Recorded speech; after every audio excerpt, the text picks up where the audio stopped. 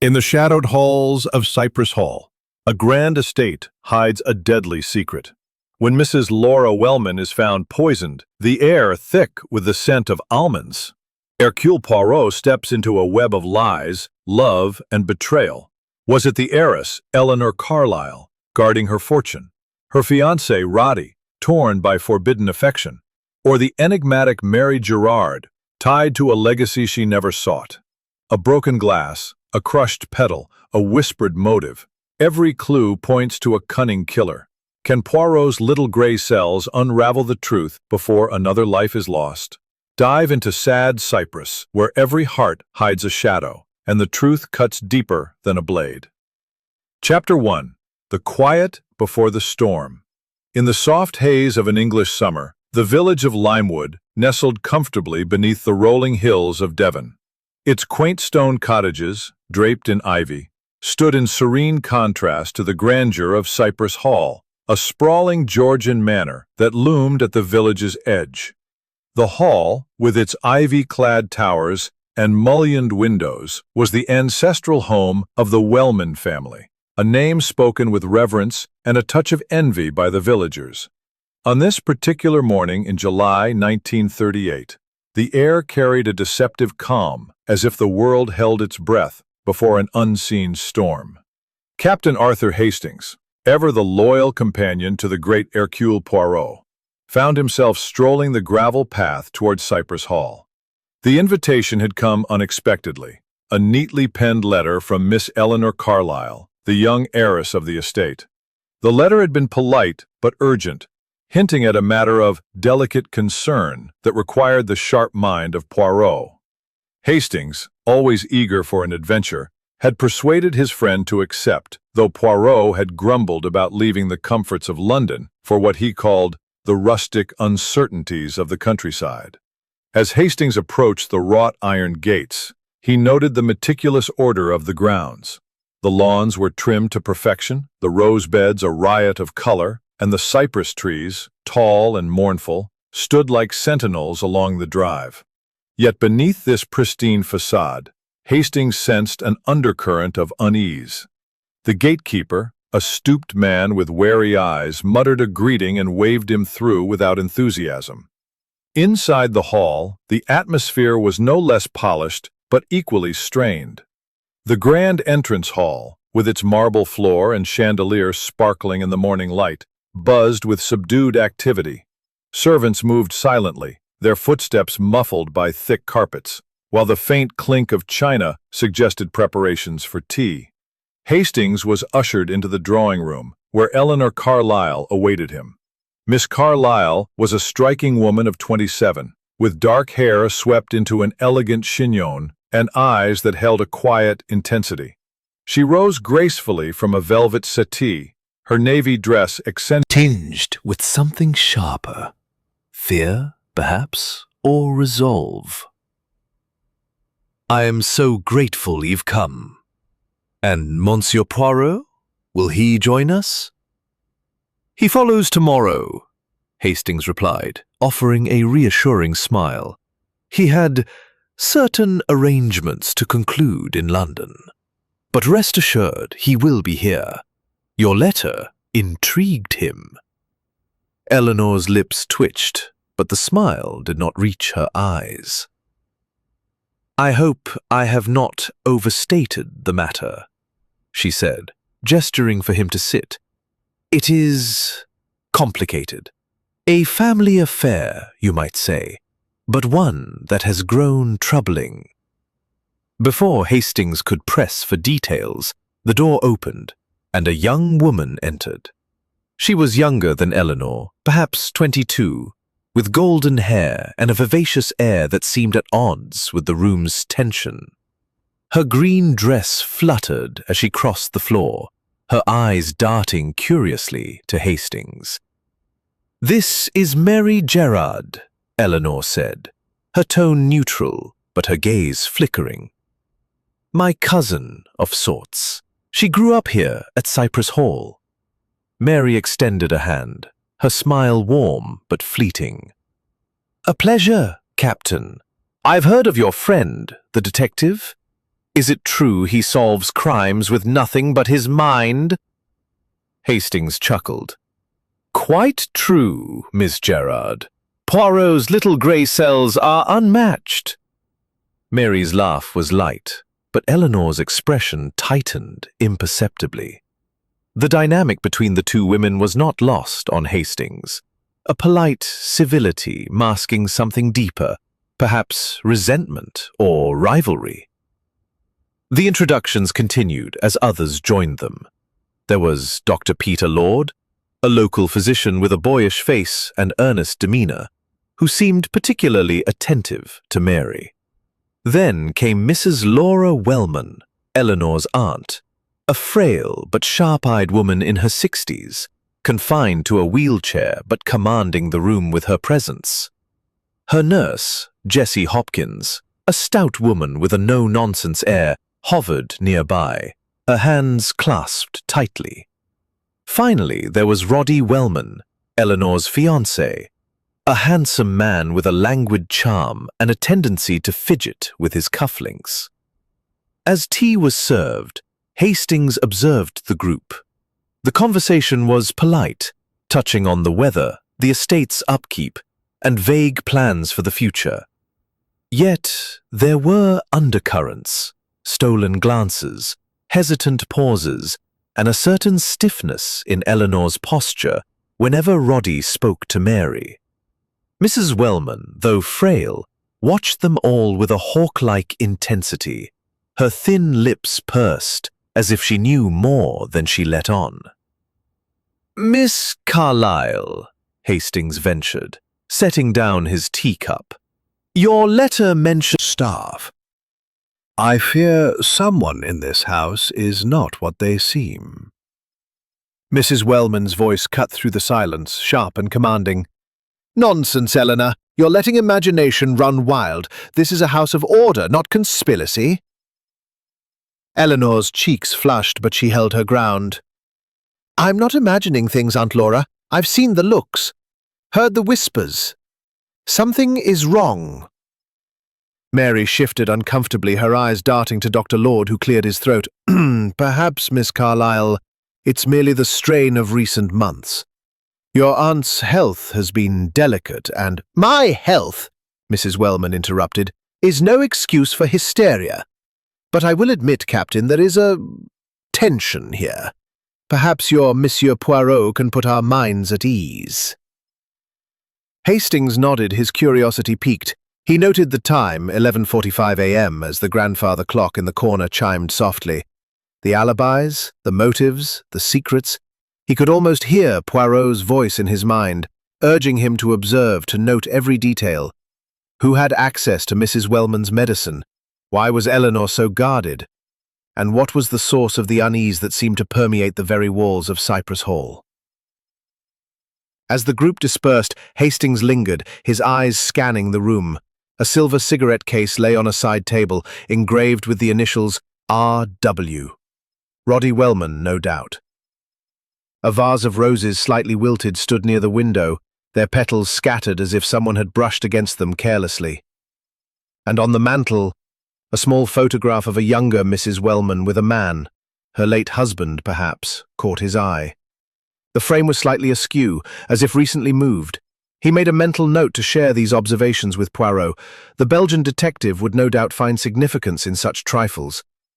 For now, Hastings could only sense the gathering storm, the quiet before a tragedy that would soon shatter the fragile peace of Cypress Hall. As he stepped out into the garden, the scent of roses mingling with the warm air, Hastings felt a chill despite the summer sun. Something was indeed wrong at Cypress Hall, something that would soon demand the full attention of Hercule Poirot's little grey cells. Chapter 2. The Shadow Falls. The morning sun had given way to a heavy stillness by the time tragedy struck Cypress Hall. It was just past 2 o'clock on that fateful July afternoon in 1938, and the air in the manor seemed to thicken with an unspoken dread. Captain Hastings, still a guest in the grand house, had spent the hours since his arrival in quiet observation, noting the subtle tensions among its inhabitants. The elegance of the Georgian estate, with its polished oak panels and gleaming chandeliers, could not mask the undercurrents of unease that rippled through its halls. Lunch had been served in the dining room, a formal affair overseen by the housekeeper, Mrs. Bishop, a stern woman whose sharp eyes missed little. The meal was a restrained event, with Elinor Carlisle presiding at the head of the table, her composure a fragile veneer. Roddy Velman, her fiancé, sat to her right, his conversation light but distracted, his gaze occasionally drifting to Mary Gerrard, who sat opposite. Mary, with her golden hair catching the light, seemed unaware of the attention, chatting animatedly with Dr. Peter Lord about the village's upcoming fate. Mrs. Laura Velman, confined to her wheelchair, ate sparingly, her sharp eyes darting between the younger members of the party. Nurse Jessie Hopkins, ever attentive, hovered nearby, ensuring Mrs. Wellman's needs were met. Hastings, seated at the far end, note of the time, 1:15 p.m., when the meal concluded. The group dispersed, some to the drawing room for coffee, others to the gardens or their private quarters. Elinor excused herself, citing a headache, and retired to her room. Roddy wandered toward the library, a book in hand, while Mary and Dr. Lord strolled out to the rose garden. Mrs. Wellman, accompanied by Nurse Hopkins, was wheeled to her ground-floor suite for her afternoon rest. The house settled into a quiet hum, the servants moving with practiced efficiency. It was precisely 2:07 p.m. as the grandfather clock in the hall chimed. That a piercing scream shattered the calm. Hastings, who had been writing a letter to Poirot in the morning room, leapt to his feet, his heart pounding. The sound came from the direction of Mrs. Wellman's suite. He hurried down the corridor, joined by Mrs. Bishop, whose face was pale with alarm. They found Nurse Hopkins in the doorway of Mrs. Wellman's room, her hands trembling as she clutched the frame. "She's gone," the nurse gasped, her voice breaking. "Mrs. Wellman, she's dead." Hastings pushed past her into the room. Mrs. Laura Wellman lay slumped in her wheelchair, her head tilted at an unnatural angle. Her face, once commanding, was now slack, her eyes half open in a lifeless stare. A glass of water lay shattered on the floor, its contents pooling on the polished wood. The air carried a faint, bitter scent. Almonds, perhaps, though Hastings could not be sure. Dr. Lord arrived moments later, his medical bag in hand.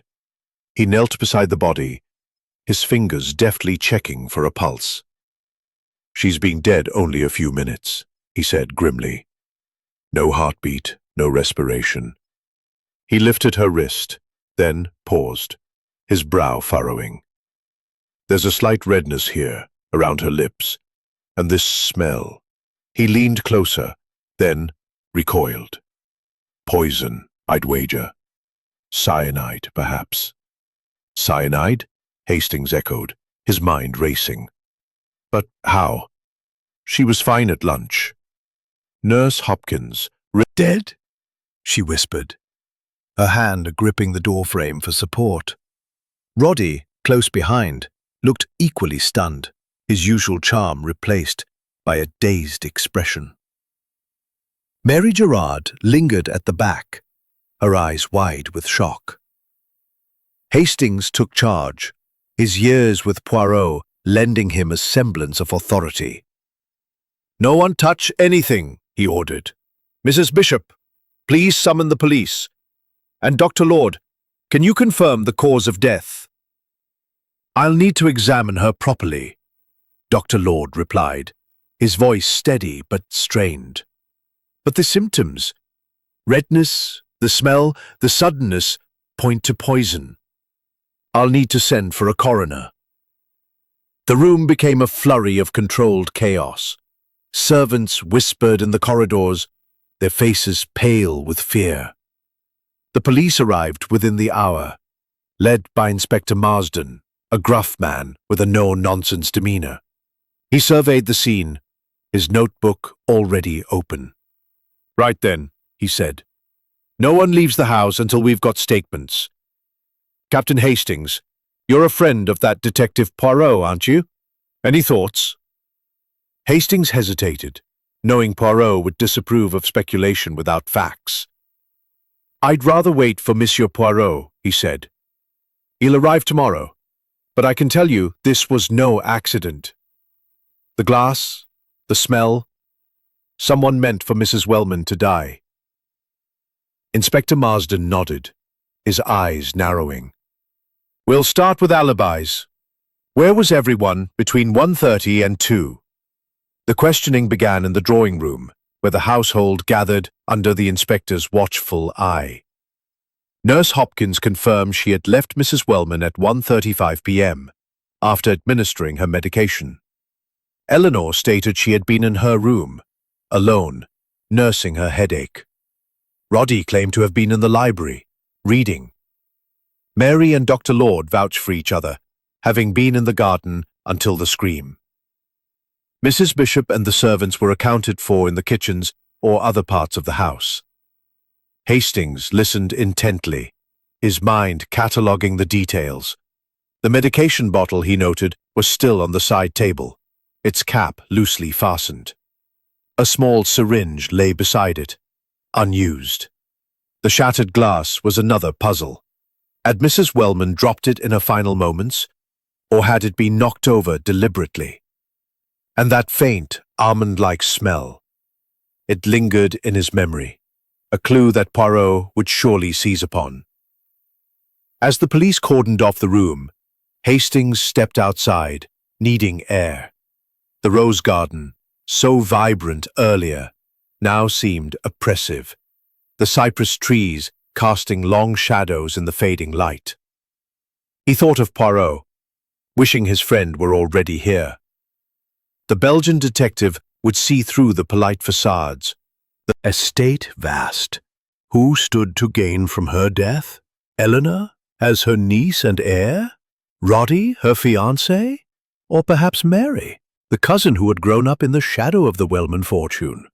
As the sun dipped below the horizon, Hastings made a mental note to cable Poirot, urging him to hasten his arrival. The pieces of the puzzle were scattered. Alibis, motives, a broken glass, a bitter scent, but they were there, waiting for the meticulous mind of Hercule Poirot to assemble them. For now, the shadow of death hung over Cypress Hall, and Hastings knew the truth lay hidden in the secrets of its inhabitants. Chapter 3. The Arrival of Poirot. The morning following the grim discovery at Cypress Hall broke with a deceptive serenity. The Devon countryside bathed in a soft golden light. The cypress trees stood mournful and still, their dark silhouettes framing the manor as if guarding its secrets. Inside, however, the atmosphere was anything but tranquil. The household moved with the hushed tension of a place touched by death. The servants' footsteps softer, their voices lowered to whispers. Captain Hastings, restless after a fitful night, stood at the window of the morning room, watching the drive for any sign of his friend Hercule Poirot. At precisely 10:17 a.m., as the grandfather clock in the hall chimed, a sleek black Daimler rolled up the gravel path. Hastings felt a surge of relief. Poirot had arrived, and with him the promise of clarity in the fog of suspicion that enveloped Cypress Hall. The car door opened, and there he was, Hercule Poirot, impeccable in his tailored suit, his patent leather shoes gleaming, his moustache waxed to perfection. He stepped out with the air of a man who owned the very ground he walked upon, his sharp eyes already scanning the estate. "Mon ami Hastings," Poirot called, his voice bright but tinged with curiosity as he approached. "You have summoned me to a most intriguing scene, n'est-ce pas? A death, a poison, a house full of secrets. Already my little grey cells, they tingle." Hastings shook his hand warmly, though his expression was grave. You've come just in time, Poirot. It's a nasty business. Mrs. Laura Wellman, poisoned, they think. Cyanide, according to Dr. Lord. The police are here, but they're grasping at straws. Poirot's eyes gleamed with interest. Cyanide, you say? A bold choice and a swift one. But come, Hastings, tell me all.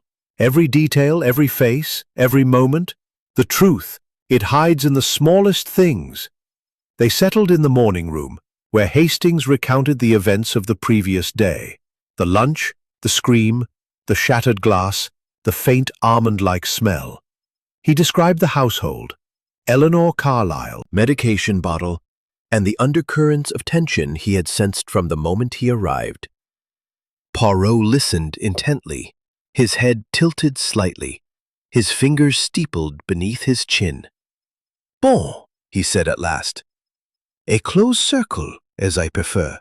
A house where no one enters or leaves without notice, and yet a poisoner moves among them.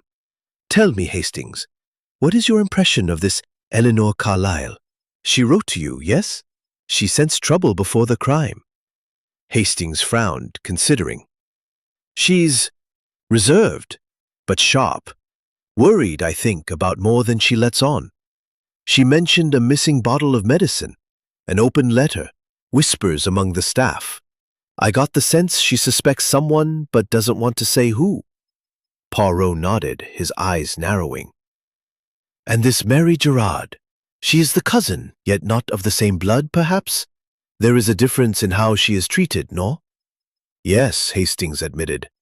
"Elinor's polite to her, but there's a coolness. Roddy, though, he seems taken with Mary. I caught him watching her at lunch, and Elinor noticed it too." "Tiens," Poirot murmured, a faint smile playing on his lips. "A triangle, perhaps. Love, jealousy, inheritance. These are the threads of many a crime. And the medicine bottle, where is it now?" "With the police," Hastings said. "Inspector Marsden took it, along with the syringe and the broken glass. They're testing for poison." "Very good," Poirot said, rising. "Let us see this room where Madame Wellman met her end. The scene, it speaks, if one knows how to listen."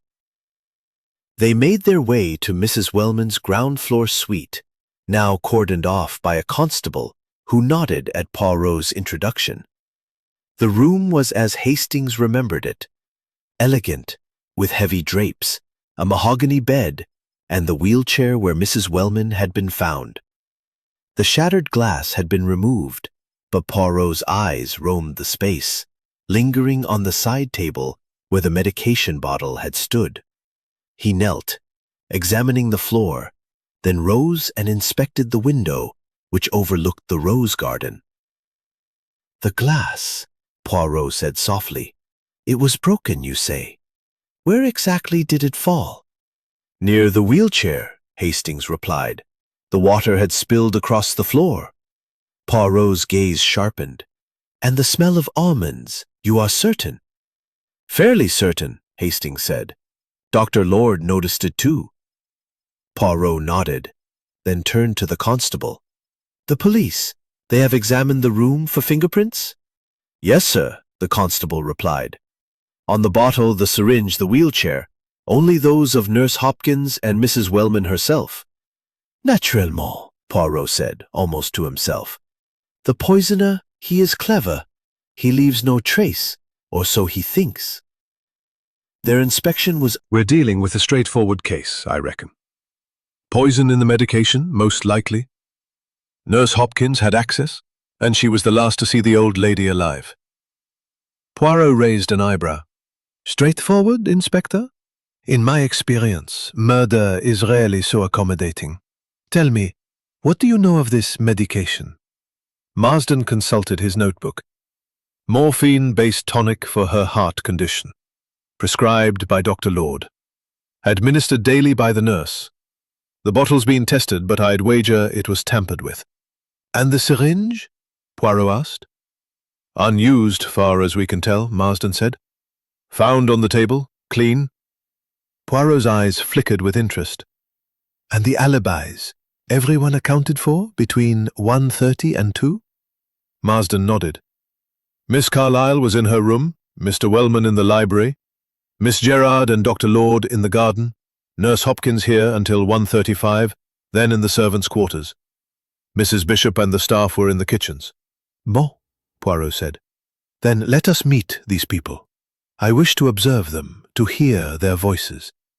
The truth, it reveals itself in the smallest gesture, the slightest hesitation. The household gathered in the drawing room, their faces a mix of grief, fear, and curiosity. Poirot stood before them, his small stature somehow commanding the room. Mesdames et messieurs, he began, his voice smooth and precise. I am Hercule Poirot, and I am here to uncover the truth behind the tragic death of Madame Wellman. I will ask questions, and I expect answers, truthful ones. Do not think to deceive Poirot, for the little grey cells, they see all. Elinor spoke first, her voice steady but her hands clasped tightly. Monsieur Poirot, I'm glad you're here. I feared something like this might happen. Poirot's eyes locked onto hers. You feared, mademoiselle? Why? Elinor hesitated, glancing at Roddy, who looked away. There were signs, she said. The missing medicine, the opened letter. I thought someone was scheming. Roddy shifted uncomfortably. Scheming? Elinor, that's a bit dramatic, isn't it? Is it? Poirot interjected, his tone mild but piercing. In a house where death has struck, no suspicion is too small. Tell me, Monsieur Wellman, where were you at 2 o'clock? In the library, Roddy said quickly. Reading, alone. And you, Mademoiselle Gerrard? Poirot turned to Mary, who blushed under his scrutiny. I was in the garden with Dr. Lord, she said.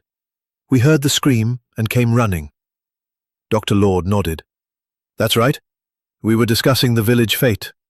We didn't see or hear anything unusual until Nurse Hopkins screamed. Poirot's gaze moved to Nurse Hopkins, who fidgeted with her handkerchief.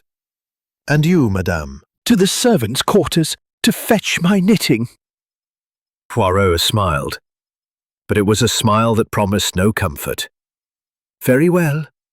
I will speak with each of you in turn. For now, know this.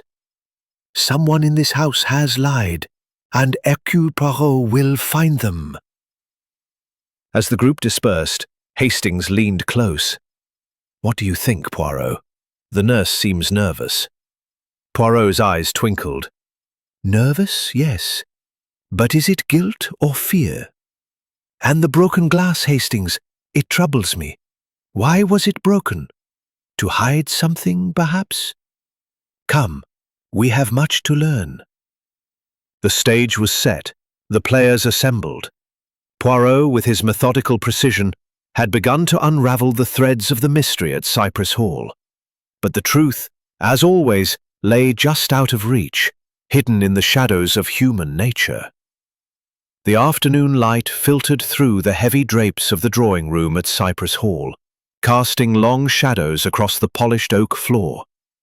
The air was thick with the scent of old roses and the faint tang of furniture polish, but beneath the elegance of the room lay a palpable tension. Hercule Poirot, his small frame radiating authority, stood before the assembled household, his sharp eyes moving from face to face. Captain Hastings sat to one side, his notebook open, ready to jot down every word, every gesture, as Poirot began his methodical interrogation. It was 3:30 p.m. on July the 12th, 1938, and the investigation into Mrs. Laura Wellman's death was in full swing. Poirot had requested a private audience with each member of the household, but first he wished to observe them together, to note the interplay of their glances, the hesitations in their voices. The group sat stiffly. Elinor Carlisle, her hands folded tightly in her lap. Roddy Wellman, fidgeting with a cigarette case. Mary Gerrard, her eyes downcast. Dr. Peter Lord, his face earnest but guarded. Nurse Jessie Hopkins, clutching a handkerchief. And Mrs. Bishop, the housekeeper, her lips pursed in disapproval. Inspector Marsden lingered near the door, his own notebook at the ready, though he seemed content to let Poirot take the lead. "Mesdames et messieurs," Poirot began, his voice smooth as velvet. "The death of Madame Wellman was no accident. Poison. It is a weapon of precision, of intent. Someone in this house knew her habits, her weaknesses, and used them to end her life. I, Hercule Poirot, will uncover this person, but I require your cooperation. Let us begin with the facts." He turned first to Nurse Hopkins, whose ruddy cheeks flushed deeper under his scrutiny. "Madame Hopkins, you administered the medication to Madame Wellman at 1:30. Tell me precisely what occurred." The nurse straightened, her voice steady but her fingers twisting the handkerchief. Her to rest at 1:35. I went to the servants' quarters to fetch my knitting and returned at 2, when I found her dead. Poirot's eyes narrowed. "The bottle, it was on the side table when you left?" "Yes," she said quickly. "Next to the syringe, which I didn't use that day. She preferred the oral dose."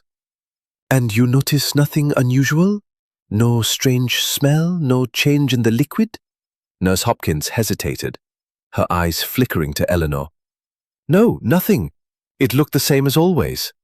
Poirot nodded slowly, then turned to Dr. Lord. "Monsieur le Docteur, you prescribed this tonic. Tell me about it." Dr. Lord cleared his throat, his boyish face serious. "Mrs. Wellman had a heart condition, angina pectoris. The morphine sulfate was to ease her pain and regulate her heart. I checked the dosage myself last week. It was perfectly safe. The bottle was fresh from the pharmacy, delivered 3 days ago." "And you too noticed nothing unusual?" Poirot pressed. "Nothing," Dr. Lord said firmly. "I examined her at noon yesterday, and she was stable." Poirot's gaze shifted to Elinor, who met his eyes with a calm that seemed almost defiant. "Mademoiselle Carlisle, you mentioned to my friend Hastings a missing bottle of medicine. When did you notice this?" Elinor's lips parted slightly, as if weighing her words. 2 days ago," she said. "I went to Aunt Laura's room to check on her, and I noticed the spare bottle of morphine wasn't in its usual place on the shelf. I asked Nurse Hopkins, but she said she hadn't touched it." Nurse Hopkins bristled. "And I hadn't. I told you, Miss Elinor. It must have been misplaced by one of the maids." Mrs. Bishop interjected, her voice sharp. "My staff are not careless, Nurse Hopkins. Everything in this house is accounted for." Poirot raised a hand, silencing the brewing argument. "We will return to the bottle. Now, Monsieur Wellman," he said, turning to Roddy. "You were in the library, yes? From 1:30 to 2? Roddy nodded, his fingers pausing on the cigarette case. "Yes, reading. I didn't hear anything until the scream." "And you, Mademoiselle Gerrard?" Poirot's voice was gentle, but his eyes were piercing. Mary glanced at Dr. Lord before answering. "I was in the garden with Peter, Dr. Lord. We were near the rose beds, talking about the village fete. We didn't see or hear anything until Nurse Hopkins screamed." Dr. Lord nodded in confirmation. "That's right. We were together the whole time." Poirot's moustache twitched, a sign Hastings recognized as the detective's mind at work. "Very well," Poirot said. "Let us consider the room itself. The glass, broken on the floor. Did anyone touch it before the police arrived?" A murmur of denials rippled through the group. Nurse Hopkins shook her head vigorously. "I didn't touch it. It was already shattered," his hands clasped behind his back. "And the smell, the almond-like smell. Dr. Lord, you are certain it was cyanide?" "As certain as I can be without a lab test," Dr. Lord replied. "The redness around her lips, the suddenness of death, it fits." "Bon," Poirot said. "Then we have a puzzle. Morphine. It does not smell of almonds. Cyanide, it does. Yet the bottle contained morphine, or so we are told. How, then, did the poison reach Madame Wellman?" The room fell silent, the weight of his words settling over them. Hastings watched their faces. Elinor's tightened jaw, Roddy's nervous glance at Mary, Nurse Hopkins's flushed cheeks, Dr. Lord's furrowed brow, Mary's wide-eyed stillness. Each seemed to guard a secret, however small. Poirot continued, his voice deceptively mild. I will speak with each of you alone to understand your movements, your thoughts. But know this, the truth, it cannot hide from Hercule Poirot. A gesture, a word, a look, these betray the guilty. He dismissed them, asking Nurse Hopkins to remain. The others filed out, their footsteps heavy with unease. Hastings leaned close to Poirot. What do you make of it, Poirot? The nurse seems rattled. Poirot's eyes gleamed. Rattled, yes. But is it guilt, or merely the shock of discovery? She is too quick to defend herself, perhaps. And Mademoiselle Carlisle, she watches everyone yet says little. There is much here, Hastings, that is not yet clear. In the private interview, Nurse Hopkins repeated her story, her voice growing shrill as Poirot pressed her on details. I swear, Monsieur Poirot, I gave her the usual dose. I've been her nurse for 2 years. I'd never harm her. And the missing bottle? Poirot asked, his tone soft but relentless. I don't know, she snapped. Maybe Elinor misplaced it herself. She's been so tense lately, always hovering over Mrs. Wellman. Poirot's eyebrow rose. Hovering, you say? Why? Nurse Hopkins hesitated, then lowered her voice. She's worried about the will, I think. Mrs. Wellman was planning to change it. Something about Mary. Elinor didn't like that.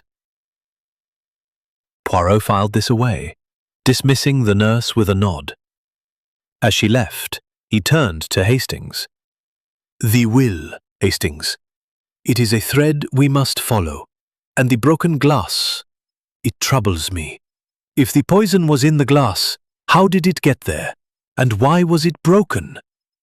He moved to the window, gazing out at the garden. Let us walk, mon ami. The rosebeds, they may tell us something. They stepped into the garden, where the air was heavy with the scent of roses. Pocket. Or perhaps a clever misdirection. Come, Hastings, we have more questions to ask. As they returned to the house, the clock struck 4. The investigation was only beginning, but already Poirot's little grey cells were at work, piecing together the fragments of a crime that was as intricate as it was deadly. The truth, he knew, lay in the details. The broken glass, the missing bottle, the whispered secrets of Cypress Hall. Chapter 5. The Red Herrings. The late afternoon sun cast a warm glow over Cypress Hall, but its beauty did little to dispel the chill that had settled over the household. By 5 p.m. on July 12, 1938, the investigation into Mrs. Laura Wellman's death had taken on a relentless momentum, driven by the sharp mind of Hercule Poirot. The drawing room, with its velvet drapes and polished furniture, had become a stage for suspicion, where every word and glance was scrutinized. Captain Hastings, ever the faithful observer, sat with his notebook, watching as Poirot continued his probing interviews, his questions as precise as a surgeon's scalpel. The focus had shifted to the alibis and motives, and Inspector Marsden, though cooperative, was growing impatient with Poirot's methodical pace. The inspector had latched onto Nurse Jessie Hopkins as the prime suspect, a theory that seemed to Hastings suspiciously convenient. The nurse's access to the medication, her presence in the room before the death, and her nervous demeanor made her an easy target. But Poirot, with his disdain for the obvious, was not so easily convinced.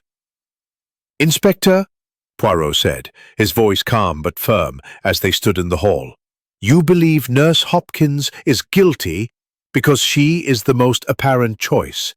But consider, mon ami, The poisoner who uses cyanide does not leave such an obvious trail. The broken glass, the smell, it is too neat, too deliberate. We must look deeper. Marsden grunted, unconvinced. She had the means, the opportunity, and maybe a motive. I hear Mrs. Wellman wasn't always kind to her staff. Poirot's moustache twitched. Perhaps. But let us explore this. I wish to speak with Mademoiselle Gerrard next.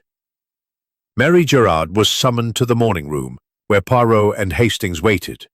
She entered with a hesitant grace, her green dress catching the light, her golden hair framing a face that was both youthful and troubled. She sat, her hands clasped, her eyes meeting Poirot's with a mixture of curiosity and apprehension. Mademoiselle Gerrard, Poirot began, his tone gentle but probing. You were in the garden with Dr. Lord from 1:30 to 2, yes?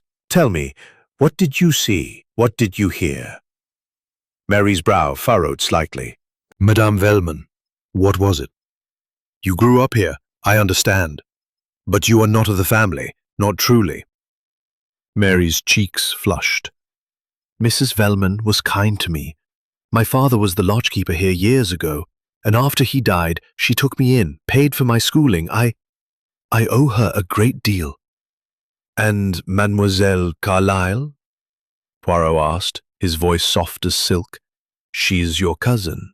Yet there is a distance, no? Mary hesitated, her fingers tightening. Eleanor's always been kind, but we're different. She's the heiress and I'm not. I think she resents me sometimes, though she'd never say it. Poirot nodded, filing away her words. And Monsieur Wellman? Roddy? He is attentive to you, perhaps? Mary's blush deepened and she looked away. He's friendly, that's all. He and Elinor are engaged. I'd never— Bien sûr, Poirot interrupted, his smile disarming. But the heart, it does not always follow the rules, does it? One last question, mademoiselle. Did you ever see the medication bottle, the one that went missing? Mary shook her head. No, I rarely went into Mrs. Wellman's room. That was Nurse Hopkins's domain. Poirot dismissed her with a nod and she left. Hastings whispered, She's hiding something, Poirot. That blush when you mentioned Roddy, it's more than just embarrassment. Précisément, Poirot murmured. There is a current here, a tension between Mademoiselle Gerrard and the others. But is it motive enough for murder? We shall see. Next, Poirot called Roddy Wellman. The young man entered with a forced nonchalance, his cigarette case in hand, his eyes darting nervously. Monsieur Poirot, he said, attempting a smile, I hope you're not thinking I had anything to do with this.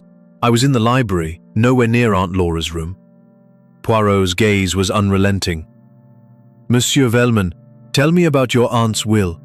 As Mademoiselle Carlisle's fiancé, you stand to benefit, do you not? Roddy's smile faltered. I suppose so. Elinor's her main heir and we're to be married. But I didn't— Look, I'd never hurt Aunt Laura. She was always good to me. And Mademoiselle Gerrard? Poirot asked, his voice deceptively mild. You find her charming, perhaps? Roddy's fingers froze on the cigarette case. She's a nice girl, that's all. I don't see what this has to do with anything. Poirot leaned back, his eyes gleaming. Everything, monsieur. Has to do with everything. A glance, a word, a feeling. These are the threads of truth. You were in the library, you say. Did anyone see you there? Roddy hesitated. No, I was alone. But I didn't leave until I heard the scream. As Roddy left, Poirot turned to Hastings. He is nervous, our Monsieur Wellman. He hides with Dr. Lord providing little new information, reiterating his alibi with Mary and his confidence in the morphine prescription. Mrs. Bishop, the housekeeper, was indignant at the suggestion of foul play among her staff, insisting every servant was accounted for during the critical time. But Poirot's attention lingered on a small detail from her account. A maid had reported seeing a figure near Mrs. Wellman's window shortly before 2 p.m., though the maid couldn't identify who it was. A figure, Poirot mused, pacing the room. A shadow, perhaps, but a clue. And the broken glass, Hastings, it continues to trouble me. If the poison was in the glass, how was it delivered, and why break it? Inspector Marsden, who had been listening, interjected. I still say it's the nurse. She had the bottle, the syringe, the opportunity. And I've heard rumors Mrs. Wellman was planning to leave money to marry Gerrard. Maybe Hopkins didn't like that. Poirot's eyes narrowed. A red herring, Inspector. The nurse is too obvious, and the obvious is rarely true. But the will, yes. We must learn more about it. Who benefits? Who knew its contents? He requested to see Mrs. Wellman's solicitor, Mr. Seddon, who was due to arrive the next day. In the meantime, Poirot and Hastings returned to Mrs. Wellman's room, now empty save for the constable guarding it. Poirot examined the side table again, his fingers tracing the spot where the bottle had stood. He paused, noticing a faint scratch on the wood, barely visible. Tiens, he said softly. A mark, perhaps from the glass being moved quickly? Or something else? He stepped to the window, which overlooked the rose garden. The latch was secure, but he noted a smudge on the pane, as if someone had pressed against it. Hastings, he said, we must check the garden again. The fragment of paper we found, ID, it suggests cyanide, but it could be a plant, a pesticide, something else entirely. They ventured outside, the evening air cool against their skin. The rose beds were as pristine as ever, but Poirot's sharp eyes caught another detail. A single rose petal, crushed into the soil near the window, as if someone had stood there recently. He knelt, examining the ground, then stood with a satisfied nod. Someone was here, Hastings. Not a gardener. There are no tools, no wheelbarrow tracks. A visitor, perhaps, who did not wish to be seen. As they returned to the house, the clock struck 6. The household was gathering for dinner, their faces strained with the weight of suspicion. Poirot watched them from the doorway, his mind turning over the clues. The broken glass, the missing bottle, the smudged window, the crushed petal, the nervous glances. Nurse Hopkins remained the inspector's focus. But we are surrounded by red herrings. But the truth, it begins to emerge. Tomorrow, we will pull the threads tighter. For now, let us dine and observe. The guilty, they always reveal themselves in time. Chapter 6. A Clue in Detail. The evening of July 12th, 1938, settled over Cypress Hall with a heavy stillness, as if the house itself mourned the loss of its mistress. The dining room, lit by the soft glow of a chandelier, was a scene of forced civility. The household sat around the long mahogany table, their faces illuminated by flickering candlelight, each masking their unease with varying degrees of success. Hercule Poirot, seated at one end, observed them with the keenness of a hawk, his small, precise movements betraying the relentless activity of his mind. Captain Hastings, beside him, noted the strained silences and the occasional clink of cutlery, which seemed louder in the absence of conversation. It was 7:30 p.m., and dinner had been a somber affair. Elinor Carlisle presided with her usual grace, though her eyes were shadowed with fatigue. Roddy Wellman, opposite her, picked at his food, his usual charm subdued. Mary Gerrard sat quietly, her gaze fixed on her plate, while Dr. Peter Lord, beside her, made occasional attempts at small talk that fell flat. Nurse Jessie Hopkins, her face flushed, ate quickly, as if eager to escape scrutiny. Mrs. Bishop, the housekeeper, maintained a watchful presence, directing the servants with subtle nods. Inspector Marsden had declined to join them, preferring to review his notes in the study, but his absence did little to ease the tension. Poirot's attention, however, was drawn to a small detail that had gone unnoticed by the others.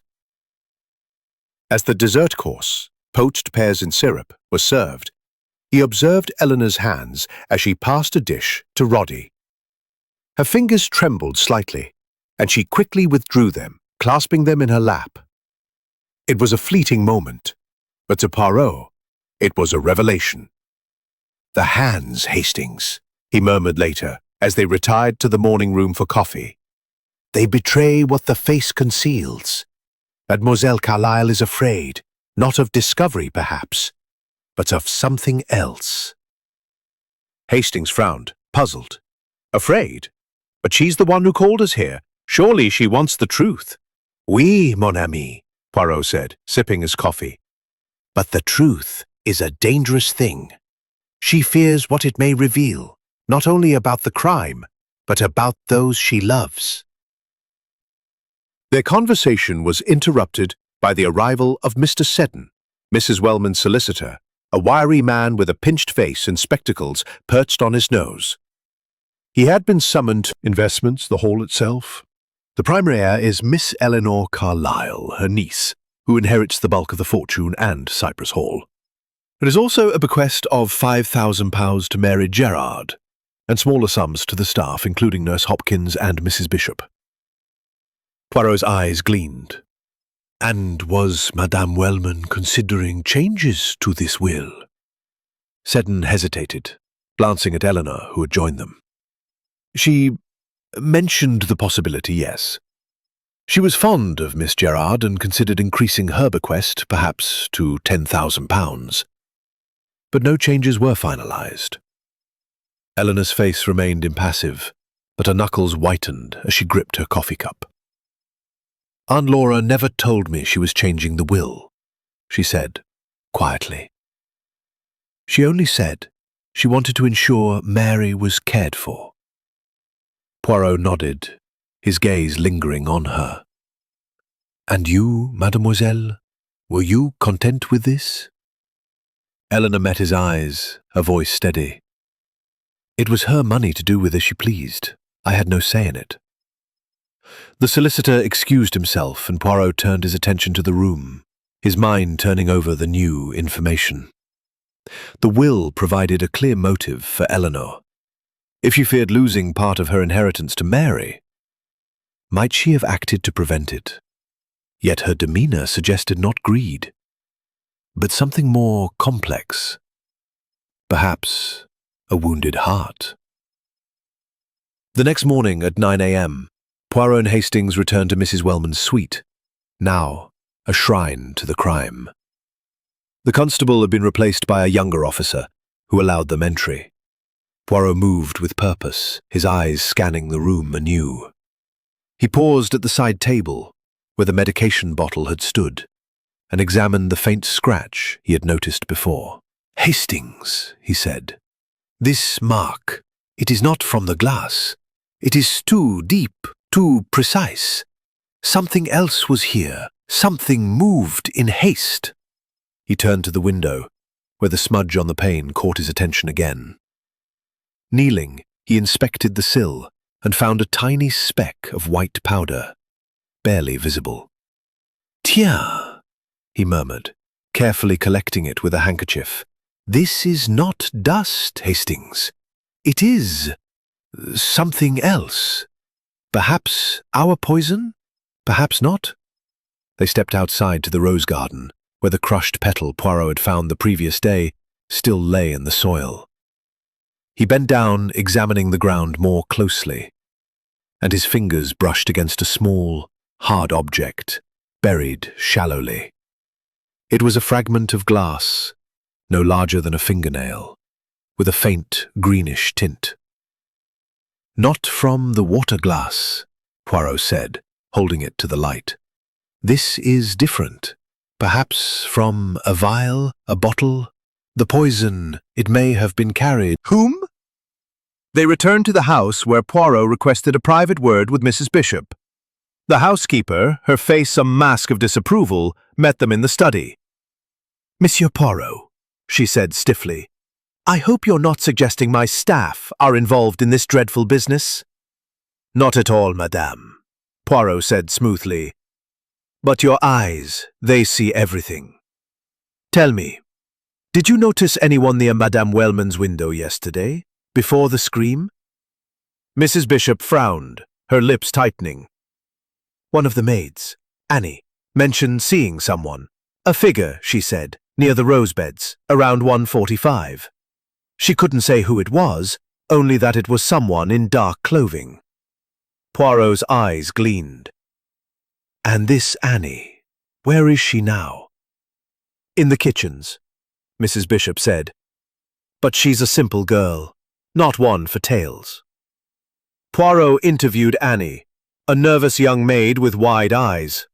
She confirmed the sighting, adding that the figure had moved quickly, as if not wanting to be seen. I thought it might be one of the gardeners, she said, but they were all at the far end of the grounds. The detail was small, but to Poirot it was a thread in the tapestry of the crime. He thanked Annie and dismissed her, then turned to Hastings. The figure by the window, the crushed petal, the glass fragment, these are not accidents, Hastings. Someone stood there, perhaps to pass something through the window or to watch. But why? As the clock struck noon, Poirot's mind was racing. The clues were accumulating. The scratch on the table, the smudged window, the white powder, the glass fragment, the figure in the garden. Each pointed to a careful plan, a murderer who had calculated their moves with precision. Yet the motives, greed, jealousy, fear, remained tangled. Was Elinor protecting her inheritance? Did Roddy's affection for Mary drive him to act? Or was Nurse Hopkins, so quick to defend herself, hiding a darker secret? Poirot's gaze settled on the rose garden through the window. The truth, Hastings. It is like these roses, beautiful, but with thorns. We must handle it carefully, or it will draw blood. The investigation pressed on, each clue sharpening the focus of Poirot's little grey cells. The murderer, he knew, was close, watching, waiting, perhaps even dining among them. But the net was tightening, and Poirot would not rest until the truth was laid bare. Chapter 7. More lies surface. The morning of July 13th, 1938, dawned with a heavy mist cloaking Cypress Hall, as if the very air conspired to obscure the truth. Inside, the atmosphere was no less oppressive, the household moving through their routines with the weight of suspicion bearing down on them. Hercule was nearing a critical juncture. It was 9:15 a.m., and the drawing room, with its velvet drapes and somber portraits, was once again the stage for Poirot's relentless pursuit of the truth. The clues accumulated thus far, the broken glass, the smudged window, the crushed rose petal, the fragment of glass, the white powder, had begun to form a pattern in Poirot's mind, though he kept his thoughts guarded. The revelation of Mrs. Wellman's will, with its substantial bequests to Elinor Carlisle and a smaller but significant sum to Mary Gerrard, had introduced new threads of motive, greed, jealousy, and perhaps betrayal. Yet, Poirot knew that the heart of the crime lay not only in facts, but in the human passions that drove them. He began the day with a private interview with Elinor Carlisle, summoning her to the morning room. She entered with her usual poise, her dark hair neatly pinned, her navy dress impeccable, but her eyes betrayed a flicker of unease. Poirot, seated at a small table, gestured for her to sit opposite him. Hastings stood by the window, notebook in hand, watching closely. "Mademoiselle Carlisle," Poirot began, his voice soft but piercing, "you have been most forthcoming, yet I sense you hold something back. Tell me, what is it that troubles you, Is it the will? The loss of your aunt? Or perhaps Monsieur Wellman? Elinor's lips tightened, and for a moment she seemed to weigh her words. Monsieur Poirot, she said at last, I loved my aunt dearly. Her death is a blow, but I won't pretend I'm blind to what's happening here. Roddy, he's changed. He's been distant, and I've seen the way he looks at Mary. Poirot's eyes gleamed. And this, it causes you pain? Of course it does, she snapped, then caught herself, her voice softening. I mean, we're engaged. But Mary, she's young, beautiful, charming. I can't blame him for noticing her, but it makes me wonder what he might do to secure his future. Poirot leaned forward. You suspect him, mademoiselle? Of what? Elinor hesitated, her hands clasping tightly. I don't know. But the missing medicine bottle, the opened letter, I thought someone was plotting against Aunt Laura. I never imagined murder. Poirot nodded, his gaze unwavering. And the will? You knew of the bequest to Mademoiselle Gerrard? I knew Aunt Laura was fond of her, Elinor said, her voice steady, but her eyes darting away. She mentioned providing for Mary, but I didn't know the details until Mr. Seddon told us yesterday. Poirot dismissed her with a nod, his mind turning over her words. She is jealous, Hastings, he said. I hope you're getting somewhere with this. It's a grim business. Indeed, monsieur, Poirot said, his tone mild. Let us speak of your movements. You're in the library, alone, from 1:30 to 2. Tell me, what were you reading? Roddy blinked, caught off guard. A novel? Dickens, I think. Bleak House. Poirot's eyebrow rose. You think? You are not certain? Roddy flushed. All right, I wasn't reading much. I was thinking about Elinor, about the future. Aunt Laura's health was failing and I knew the estate would go to Elinor. I was just planning. And Mademoiselle Gerrard? Poirot asked, his voice deceptively soft. She occupies your thoughts, perhaps? Roddy's fingers tightened on the cigarette case. She's a friend, nothing more. I don't know why everyone keeps suggesting otherwise. Poirot smiled faintly. Because, monsieur, the eyes do not lie. You admire her. And this admiration, it causes friction with Mademoiselle Carlisle, no? Roddy's jaw tightened. Elinor's imagining things. I'm loyal to her. As Roddy left, Poirot turned to Hastings. He lies, Hastings. Not about the library, perhaps, but about his feelings. There is a secret there, and it burns him. The interviews continued, with Dr. Peter Lord offering little new insight, though his protectiveness toward Mary was evident. Nurse Jessie Hopkins, when questioned again, grew defensive, insisting she had no knowledge of the missing bottle or any motive to harm Mrs. Wellman. But Poirot's attention was drawn to a small inconsistency in her story. She claimed to have gone to the servants' quarters for her knitting at 1:35 p.m., yet Annie, the maid, mentioned seeing her near the corridor to Mrs. Wellman's room closer to 1:45 p.m. An error in time, Poirot mused, or a deliberate lie. We must verify this, Hastings. The breakthrough came later that afternoon when Poirot and Hastings returned to the rose garden. The mist had lifted and the sun revealed the garden in stark clarity. Poirot knelt by the spot where he had found the crushed petal and the glass fragment, his eyes scanning the soil. There, half buried, was a tiny metal cap, no larger than a thimble, with a faint residue of white powder inside. Mon Dieu! Poirot whispered, carefully lifting it with his handkerchief. This is no ordinary cap.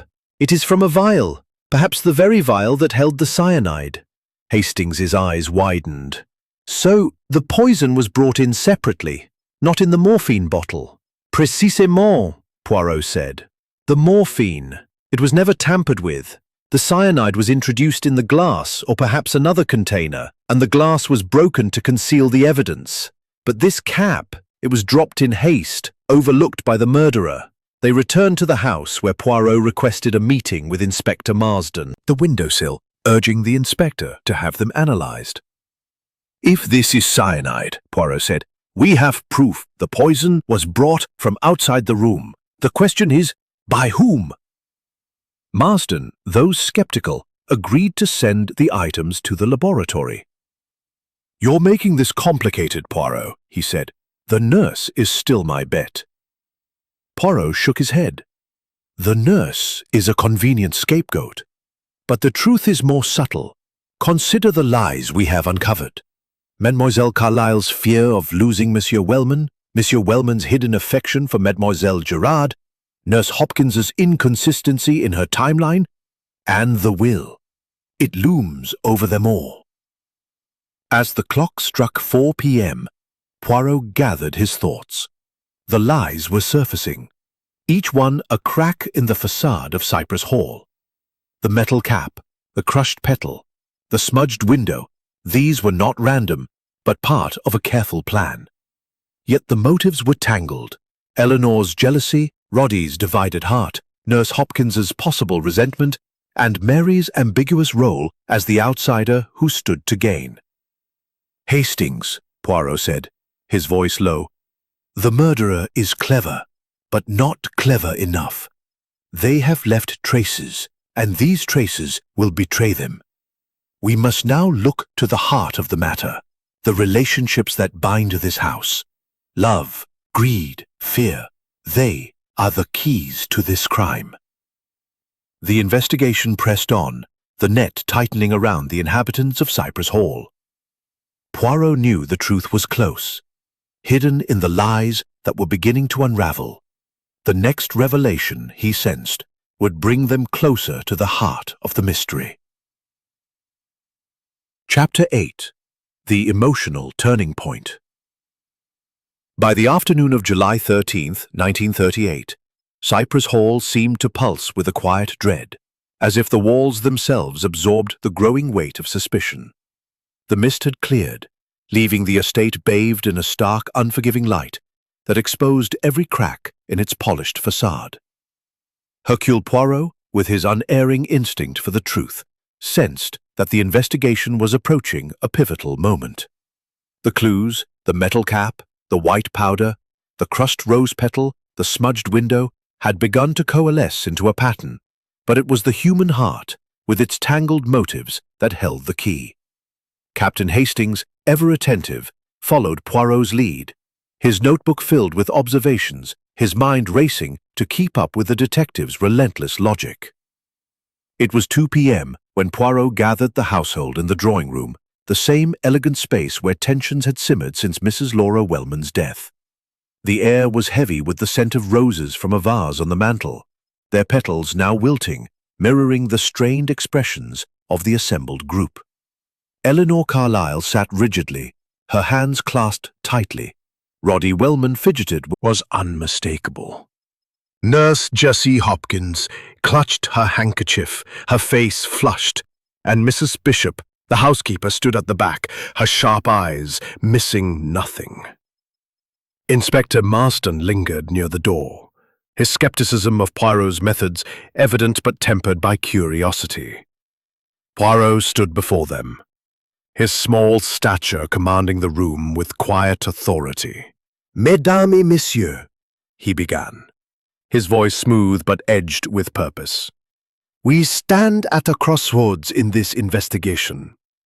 The death of Madame Wellman was no accident, nor mere misfortune. It was a calculated act, and the truth lies among you. I have observed, I have questioned, and I have found lies. Today, someone will break, and the truth will begin to emerge." A ripple of unease passed through the group. Elinor's lips parted, but she said nothing. Roddy's fingers froze on his cigarette case. Mary glanced at Dr. Lord, who gave her a reassuring nod. Nurse Hopkins' handkerchief twisted tighter. Poirot's eyes settled on Nurse Hopkins. "Madame Hopkins," he said, his tone deceptively mild. Your account of the afternoon of the murder contains a discrepancy. You say you left Madame Wellman at 1:35 to fetch your knitting. Yet Annie, the maid, saw you near the corridor to her room at 1:45. 10 minutes, madame. Where were you? The nurse's face reddened, her voice rising. I told you I was in the servants' quarters. Annie must be mistaken. She's a scatterbrained girl, always imagining things. Poirot's moustache twitched. Imagining? Perhaps. But the maid's eyes are sharp, and the time, it is precise. 10 minutes, madame, is enough to do many things. To tamper with a glass, perhaps? Nurse Hopkins stood abruptly, her handkerchief falling to the floor. Are you accusing me, Monsieur Poirot? I cared for Mrs. Wellman for years. I'd never harm her. Her outburst drew gasps from the others. Elinor's eyes widened, and Roddy shifted uncomfortably. Poirot raised a hand, his voice calm but unrelenting. Sit, madame. I accuse no one, yet. But the truth, it will not be denied. He turned to Mary Gerrard, his gaze softening but no less piercing. Mademoiselle Gerrard, you have been most quiet, yet you too hold secrets. Madame Wellman intended to increase your bequest, did she not? Did this cause friction with others in this house? Mary's eyes filled with tears, and she shook her head. I didn't ask for anything. Mrs. Wellman was kind to me, that's all. I never wanted to cause trouble. Dr. Lord leaned forward, his voice firm. Monsieur Poirot, Mary's done nothing wrong. Spoke, her voice trembling but clear. Monsieur Poirot, I can't stay silent any longer. I saw something that day, before Aunt Laura died. I didn't want to believe it, but I can't keep it to myself. All eyes turned to her. Hastings's pencil hovered over his notebook, his heart racing. Poirot's expression remained impassive, but his eyes gleamed with anticipation. Speak, mademoiselle, he said. What did you see? Elinor took a deep breath, her hands trembling. It was just before lunch, around 12:30. I went to Aunt Laura's room to check on her. The door was ajar, and I saw Roddy there, standing by the side table. He was holding the morphine bottle, looking at it. I didn't think anything of it at the time. I thought he was just curious. But now... Her voice broke, and she looked at Roddy, her eyes filled with pain. Roddy? Why were you there? Roddy's face paled, his cigarette case clattering to the table. Elinor, that's not... I wasn't doing anything. I went to check on Aunt Laura, that's all. The bottle was there, yes, but I didn't touch it, I swear. Poirot's gaze shifted to Roddy, his voice sharp. Monsieur Wellman, you did not mention this visit to Madame Wellman's room. Why? Roddy ran a hand through his hair, his composure crumbling. I forgot. It was nothing. I just popped in to see how she was. She was asleep, so I left. I didn't think it mattered. Didn't think it mattered, Inspector Marsden interjected, stepping forward. You were seen handling a bottle of medicine, and now the old lady's dead by poison. That's a bit convenient, isn't it? Roddy's eyes widened. I didn't poison her. I'd never. Enough, Poirot said, his voice cutting through the rising tension. Monsieur Wellman, you will explain yourself fully in private. For now, we have heard enough to know that the lies are unraveling. The group dispersed, their faces a mix of shock and suspicion. Elinor's revelation had shaken them, and Roddy's flustered denial only deepened the unease. Hastings followed Poirot to the study, where the detective paced, his mind racing. "Mon ami," Poirot said, "this is the turning point. Mademoiselle Carlisle has broken the silence, but is her accusation true? Or is it born of jealousy? Monsieur Wellman's presence in the room, it is a significant—" Footman named Thomas recalled seeing Roddy near the corridor to Mrs. Wellman's suite around 12:35 p.m., corroborating Elinor's story. Poirot's eyes gleamed as he examined the metal cap and glass fragment again, now stored in a small envelope. "The vial, Hastings. It is the key. The cyanide was not in the morphine bottle, but in a separate container, perhaps passed through the window or hidden in the room. Roddy's presence at 12:30, it suggests he may have seen something, or done something." As the clock struck 4 p.m., Poirot sat at the desk, his fingers steepled. The emotions, they betray the truth. Elinor's pain, Roddy's panic, Mary's tears. These are not mere theatrics. Someone in this house is desperate, and desperation leads to mistakes. We are close, Hastings. Very close. The investigation had reached a fever pitch, the lies and secrets of Cypress Hall spilling into the open.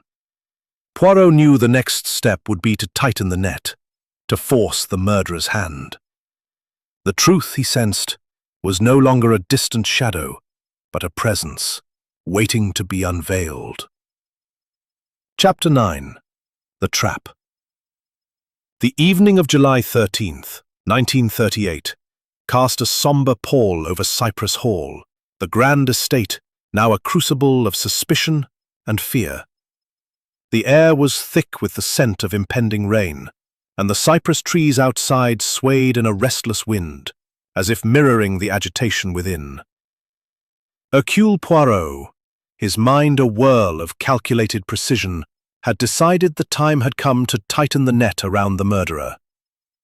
The clues, the metal cap, the glass fragment, the crushed rose petal, the smudged window, and now Elinor's accusation against Roddy, had woven a complex web. But Poirot knew that only by applying pressure could he force the truth to surface. Captain Hastings, ever loyal, stood ready to witness the next act in Poirot's carefully orchestrated drama.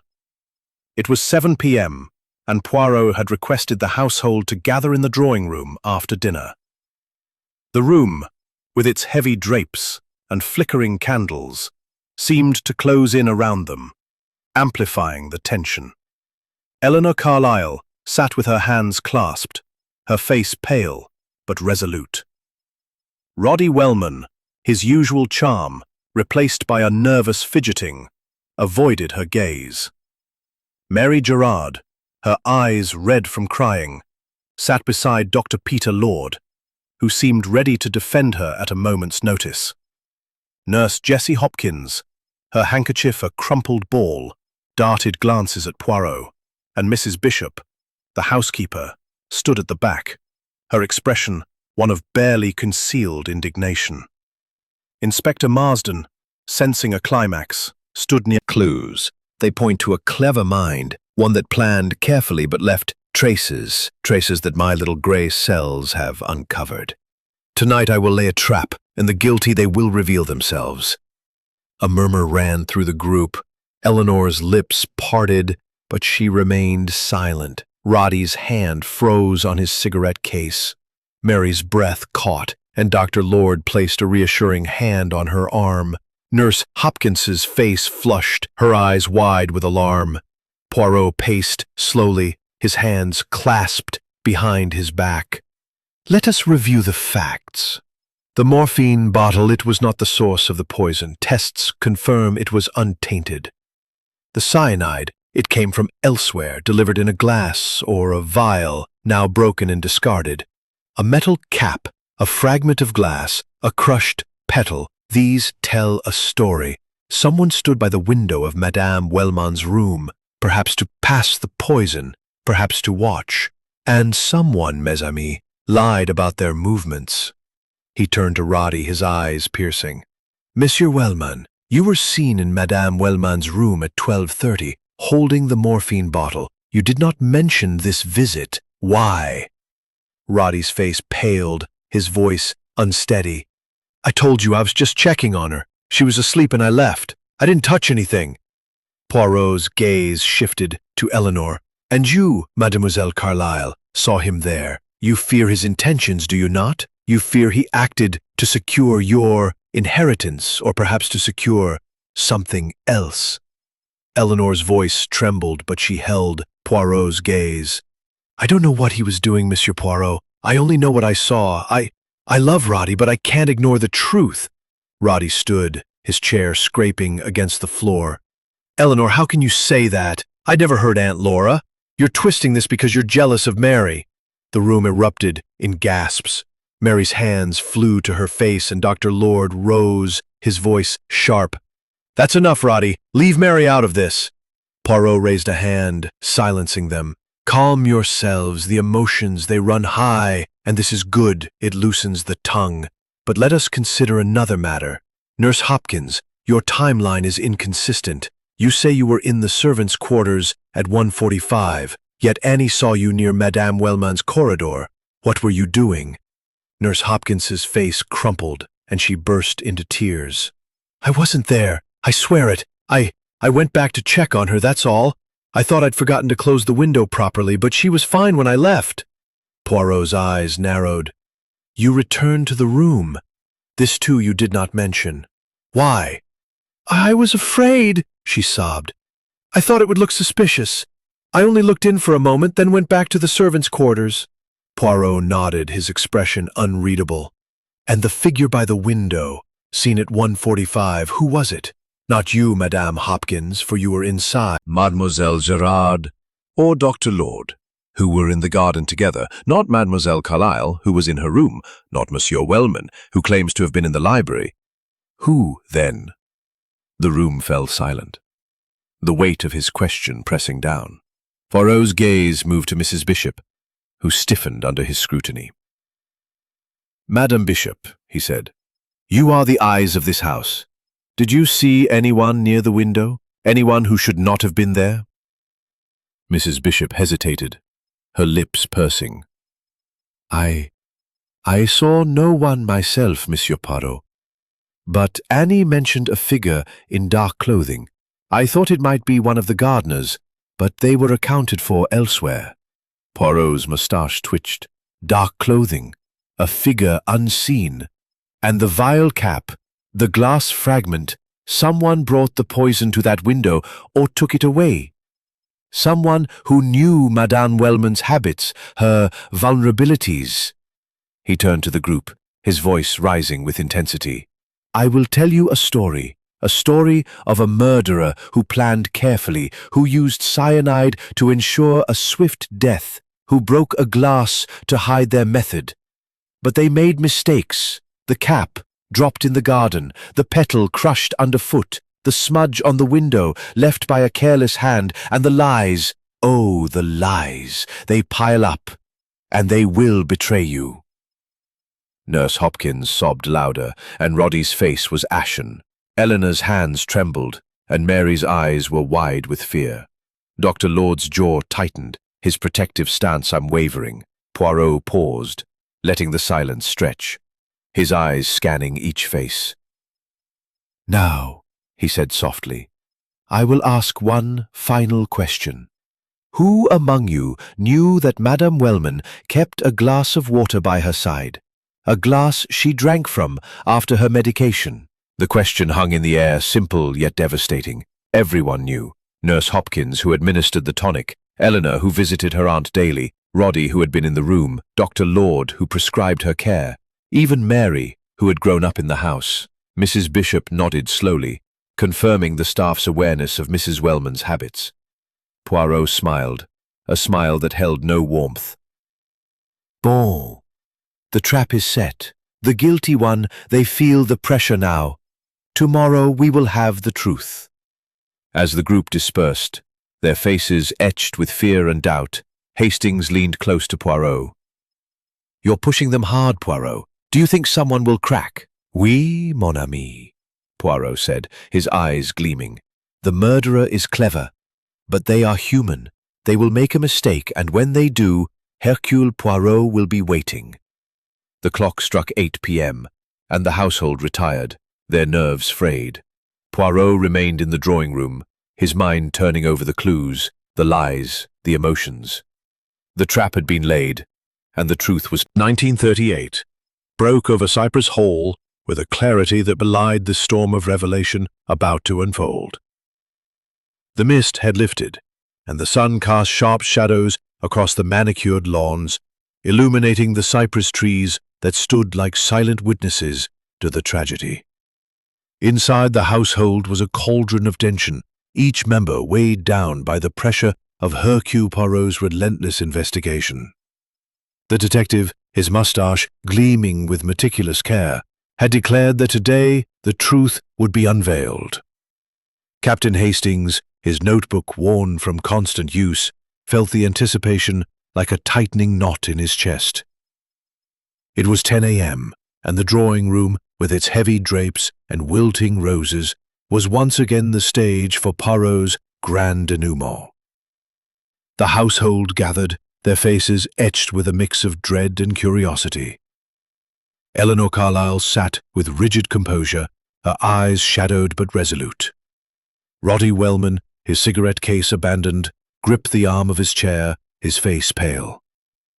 Mary Gerrard, her hands trembling, sat beside Dr. Peter Lord, whose protective gaze never left her. Nurse Jessie Hopkins, her handkerchief a sodden mess, looked as if she hadn't slept. Mrs. Bishop, the housekeeper, stood at the back, her lips pursed in disapproval. Inspector Marsden, his skepticism now tinged with respect, stood by the door, ready to act on Poirot's conclusions. Poirot stood before them, his small frame radiating authority, his eyes scanning each face with piercing intensity. "Mesdames et messieurs," he began, his voice clear and deliberate, "we have come to the moment of truth. Madame Laura Wellman was murdered, poisoned by cyanide in a most cunning manner. The clues, the broken glass, the metal cap, the crushed petal, the smudged window, the white powder have led us here. The lies, they have unraveled. And now, Hercule Poirot will reveal the murderer." A collective breath held the room in suspense. Hastings's pencil hovered over his notebook, his heart racing. Poirot paced slowly, his hands clasped behind his back. "Let us reconstruct the crime. Madame Wellman died at 2 o'clock, poisoned by cyanide, not morphine. The morphine bottle, it was untainted, a clever misdirection. The poison was delivered in a glass of water, which was then broken to conceal the method. But the murderer left traces, a vial cap in the garden, a glass fragment, a crushed petal, a smudge on the window. These tell a story of careful planning, but also of a mistake." He turned to Nurse Hopkins, whose face flushed under his gaze.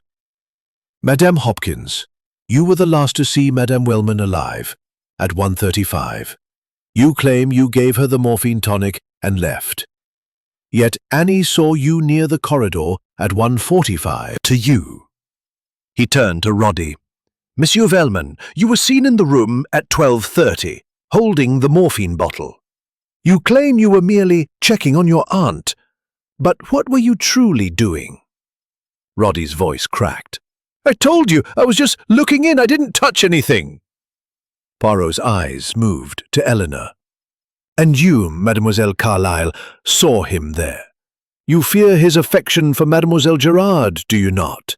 You fear he might act to secure your inheritance, or to betray you." Elinor's lips trembled, but she held his gaze. I only told you what I saw. I don't know what he did." Poirot nodded, then turned to Mary. "Mademoiselle Gerrard, you are the pivot around which this tragedy turns. The will, the affections of Monsieur Velmont, these place you at the centre. Yet you claim innocence, and Dr. Lord defends you." Mary's eyes filled with tears. "I never wanted any of this. I loved Mrs. Wellman." Dr. Lord interjected, his voice firm. "She's telling the truth, Poirot. Mary's no killer." Poirot smiled faintly, a smile that promised revelation. "Bon, let us piece it together. The cyanide was brought in a vial. Its cap dropped in the garden. The poison was placed in the glass of water which Madame Wellman drank after her morphine. The glass was broken to hide the residue, but the vial's cap and fragment were overlooked. The figure by the window seen at 1:45 was the key. But who was it?" He paused, letting the silence build. "The murderer is not Nurse Hopkins, though her lies about her movements made her seem guilty. Nor is it Monsieur Velmont, whose presence in the room was innocent, if foolishly concealed. Nor is it Mademoiselle Carlisle, whose jealousy is real but not murderous. The murderer, mes amis, is Dr. Peter Lord."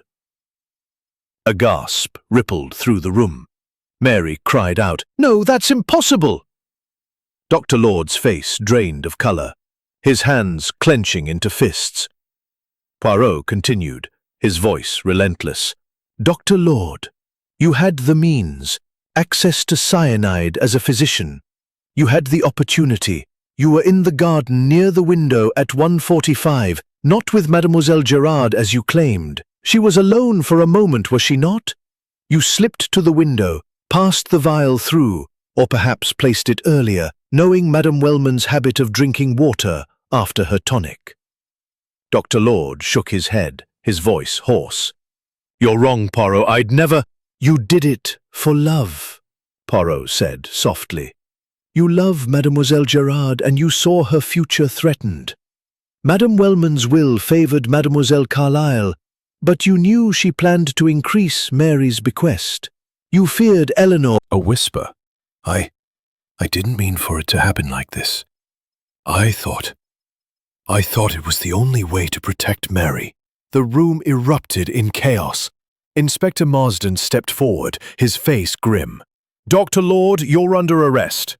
Poirot raised a hand, his voice calm. "One moment, Inspector.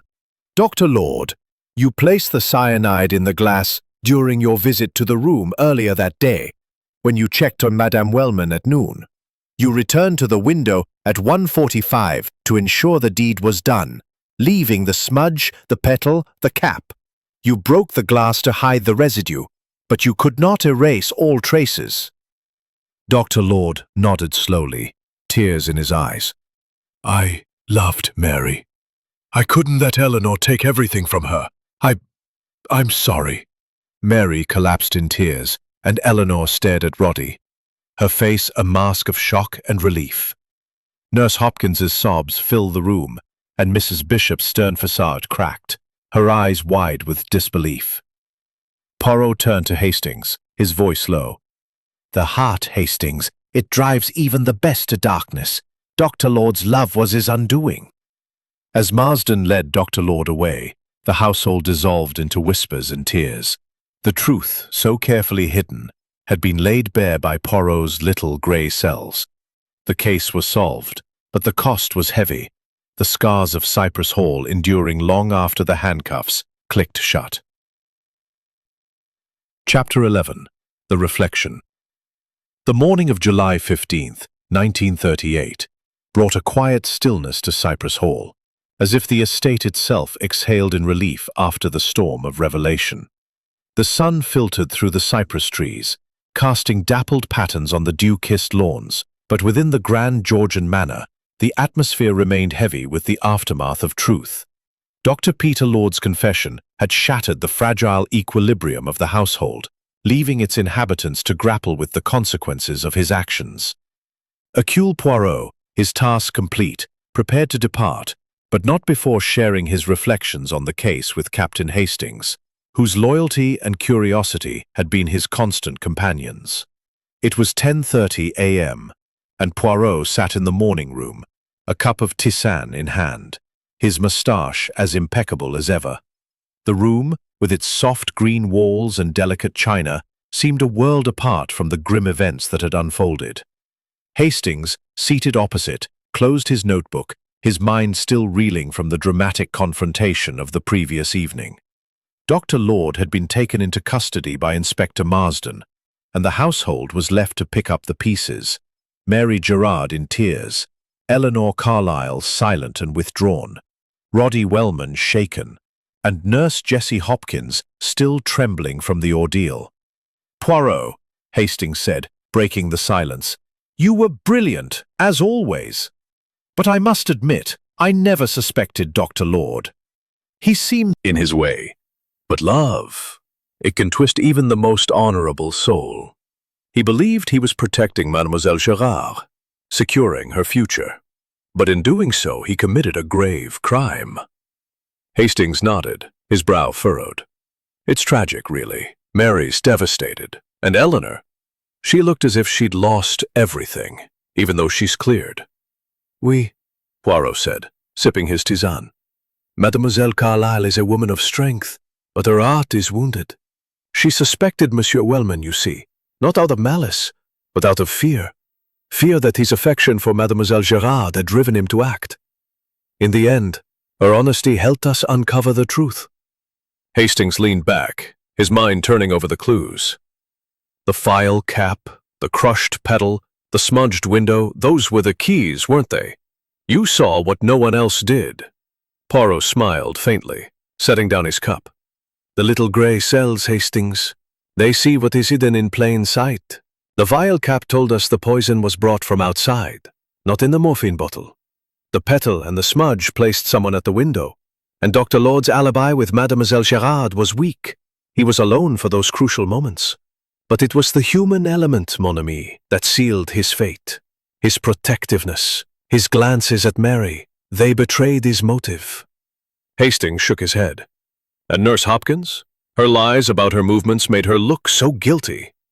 "A red herring," Poirot said, his voice tinged with amusement. "Madame Hopkins lied to protect herself from suspicion, but her fear was of being blamed, not of guilt. She returned to the room, perhaps, but she did not kill. The real murderer was cleverer, using her as a distraction." They were interrupted by a soft knock at the door. Elinor Carlisle entered, her face pale but composed, her dark hair neatly pinned. "Monsieur Poirot," she said, her voice steady, "I wanted to thank you before you leave. You've saved us from a terrible injustice." Poirot rose, bowing slightly. "Mademoiselle, it is my duty to seek the truth, no matter how painful. You have suffered much, but you showed courage in speaking out." Elinor's lips trembled, but she held his gaze. "I thought it was Roddy. I was so afraid. I nearly lost him. But now I don't know if we can go back to what we were." Poirot's eyes softened. "The heart, mademoiselle. It heals, but it takes time. Monsieur Wellman, he must confront his own feelings, as you must confront yours. But you are strong, and you will find your way." Elinor nodded, a tear escaping down her cheek. "Thank you, Monsieur Poirot, for everything." She turned and left, her footsteps echoing softly in the corridor. Hastings watched her go, his heart heavy. Poor woman. She's inherited a fortune, but at what cost? Poirot sighed, his gaze distant. "The cost of truth, Hastings, is always high, but it is a price worth paying, for without it, we are lost in a world of shadows." They stepped outside, where Poirot's car waited to take them to the station. The Rose Garden, once a place of beauty, now seemed a silent witness to the tragedy. Poirot paused, his eyes lingering on the spot where the vial cap and petal had been found. "This case, Hastings, it reminds us that love can be as deadly as hate. Dr. Lord acted not for greed, but for devotion. Yet the result was the same. A life taken, a family broken." Hastings nodded, his thoughts turning to Mary Gerrard, who had lost not only her benefactor, but the man who loved her. "What will happen to Mary now?" he asked. "She will grieve," Poirot said simply. "But she is young, and life will offer her new paths. As for Mademoiselle Carlisle and Monsieur Wellman, they must decide if their love can survive the truth." As they climbed into the car, Poirot's gaze swept over Cypress Hall one last time. "This house, it holds many secrets, but none can hide from Hercule Poirot. The little grey cells, they have done their work." The car rolled down the gravel drive, the cypress trees fading into the distance. Hastings leaned back, his mind replaying the case, the broken glass, the lies, the shattered lives. "You know, Poirot," he said, "I sometimes wonder if you enjoy these cases, or if they weigh on you." Poirot's expression grew pensive. "They weigh, mon ami, always. But to bring order to chaos, to shine light on darkness, this is my purpose. And in that, there is satisfaction." The car turned onto the main road, leaving Cypress Hall behind. The case was closed, the murderer revealed, but the echoes of the tragedy would linger, a reminder of the fragile balance between love and betrayal. Poirot, ever the philosopher, sat in silence, his mind already turning to the next challenge, while Hastings watched the countryside pass, grateful for the clarity his friend had brought to a house shrouded in sorrow. The afternoon of July 15th, 1938, found Cypress Hall steeped in an uneasy calm, the kind that follows a storm when the air feels both cleansed and heavy with the memory of chaos.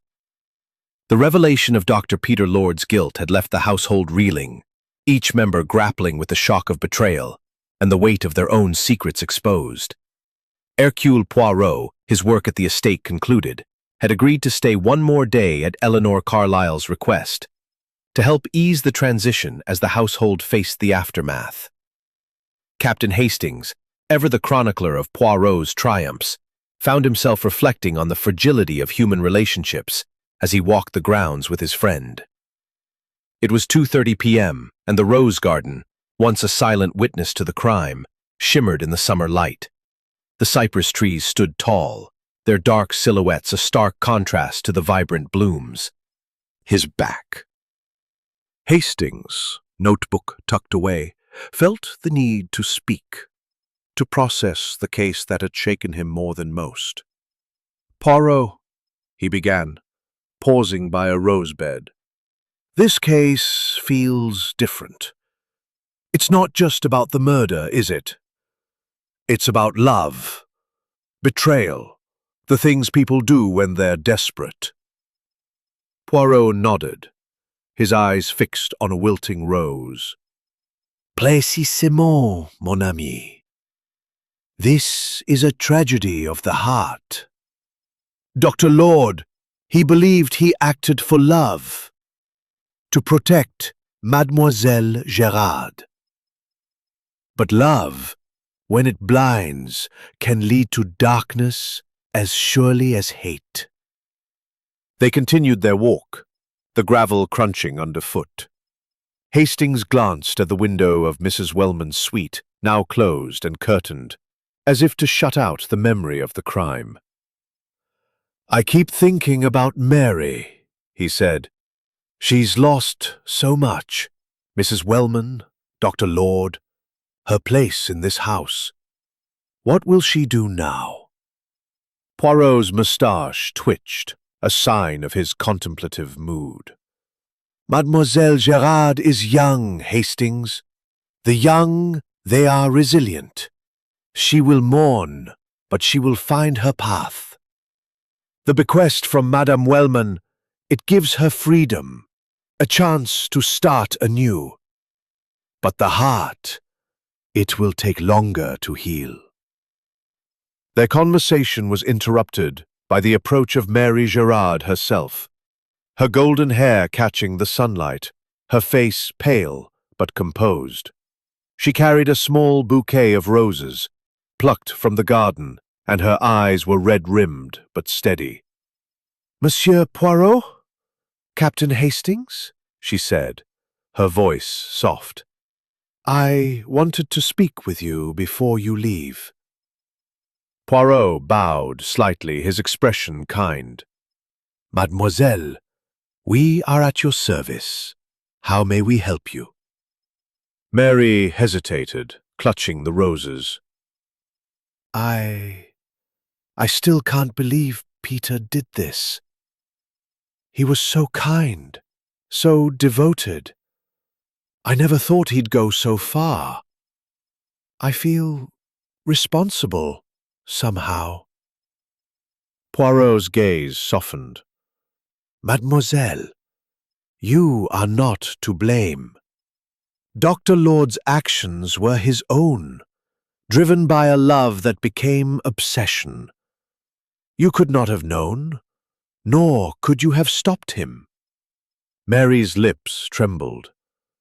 "But if I'd seen it, if I'd said something, maybe Mrs. Wellman would still be alive." Hastings, moved by her distress, spoke gently. "Miss Gerrard, you mustn't torture yourself. Poirot's right. No one walked away. Her figure diminishing down the path, Hastings turned to Poirot. "She's stronger than she looks, isn't she?" "Oui," Poirot said. "Strength comes not from avoiding pain, but from facing it. She will survive this." They returned to the house, where Elinor Carlisle awaited them in the drawing room. The room, once a stage for suspicion, now felt quieter, as if the truth had drained it of its tension. Elinor stood by the fireplace, her navy dress stark against the pale walls, her face composed but marked by fatigue. "Monsieur Poirot," she said, her voice steady. "I've spoken with Roddy. We've decided to postpone our engagement. Too much has happened and we need time to understand ourselves." Poirot inclined his head. "A prudent decision, mademoiselle. The truth, it has a way of reshaping relationships, but you are young, and time, it is a great healer." Elinor's eyes met his, a flicker of gratitude in them. "You've given me clarity, Monsieur Poirot. I was so afraid it was Roddy, or worse, that I'd misjudged everyone. Now I know the truth, even if it hurts." Poirot smiled faintly. "The truth, mademoiselle, it is a bitter medicine, but it cures. You will rebuild, and Cypress Hall will be yours to shape." As they spoke, Roddy entered, his usual nonchalance replaced by a quiet intensity. "Monsieur Poirot," he said, "I owe you an apology. I should have been honest about going to Aunt Laura's room. I was confused about a lot of things, but I swear, I never meant any harm." Poirot's gaze was piercing but not unkind. "Monsieur Wellman, honesty is a virtue you must cultivate. Your silence, it caused pain, but it also helped us find the truth. Learn from this, and be true to those you love." Roddy nodded, glancing at Elinor. "I'm trying, sir. I really am." As the afternoon wore on, Poirot and Hastings prepared to leave. Inspector Marsden joined them in the hall, his gruff demeanor softened by respect. "You've done it again, Poirot," he said. "I was sure it was the nurse, but you saw through the lot of them." Poirot's eyes twinkled. "The obvious, Inspector. It is rarely the truth. The little grey cells, they look beyond the surface to the heart of the matter." They stepped outside, the car waiting to take them to the station. Poirot paused, his gaze sweeping over Cypress Hall one last time. "This house, Hastings," he said. "It is a place of beauty, but also of sorrow. The ripples of this crime will linger, but life, it goes on." Hastings nodded, his thoughts on the fractured lives they were leaving behind. "Do you ever wonder, Poirot, if solving these cases makes things better or just different?" Poirot's expression grew pensive. "It makes them honest, mon ami." Wellman's murder was closed, but its echoes, love, betrayal, redemption, would resonate in the hearts of those left behind. Poirot, ever the seeker of order, sat in silence, his mind already turning to the next mystery, while Hastings watched the countryside pass, grateful for the light his friend had brought to a house darkened by deceit. Chapter 13. The Unseen Wounds. The late afternoon of July 15th, 1938, draped Cypress Hall in a golden haze, the sun's rays filtering through the cypress trees and casting long, mournful shadows across the estate. The resolution of Mrs. Laura Wellman's murder had brought a semblance of closure, yet the air remained thick with the unspoken aftermath of betrayal and loss.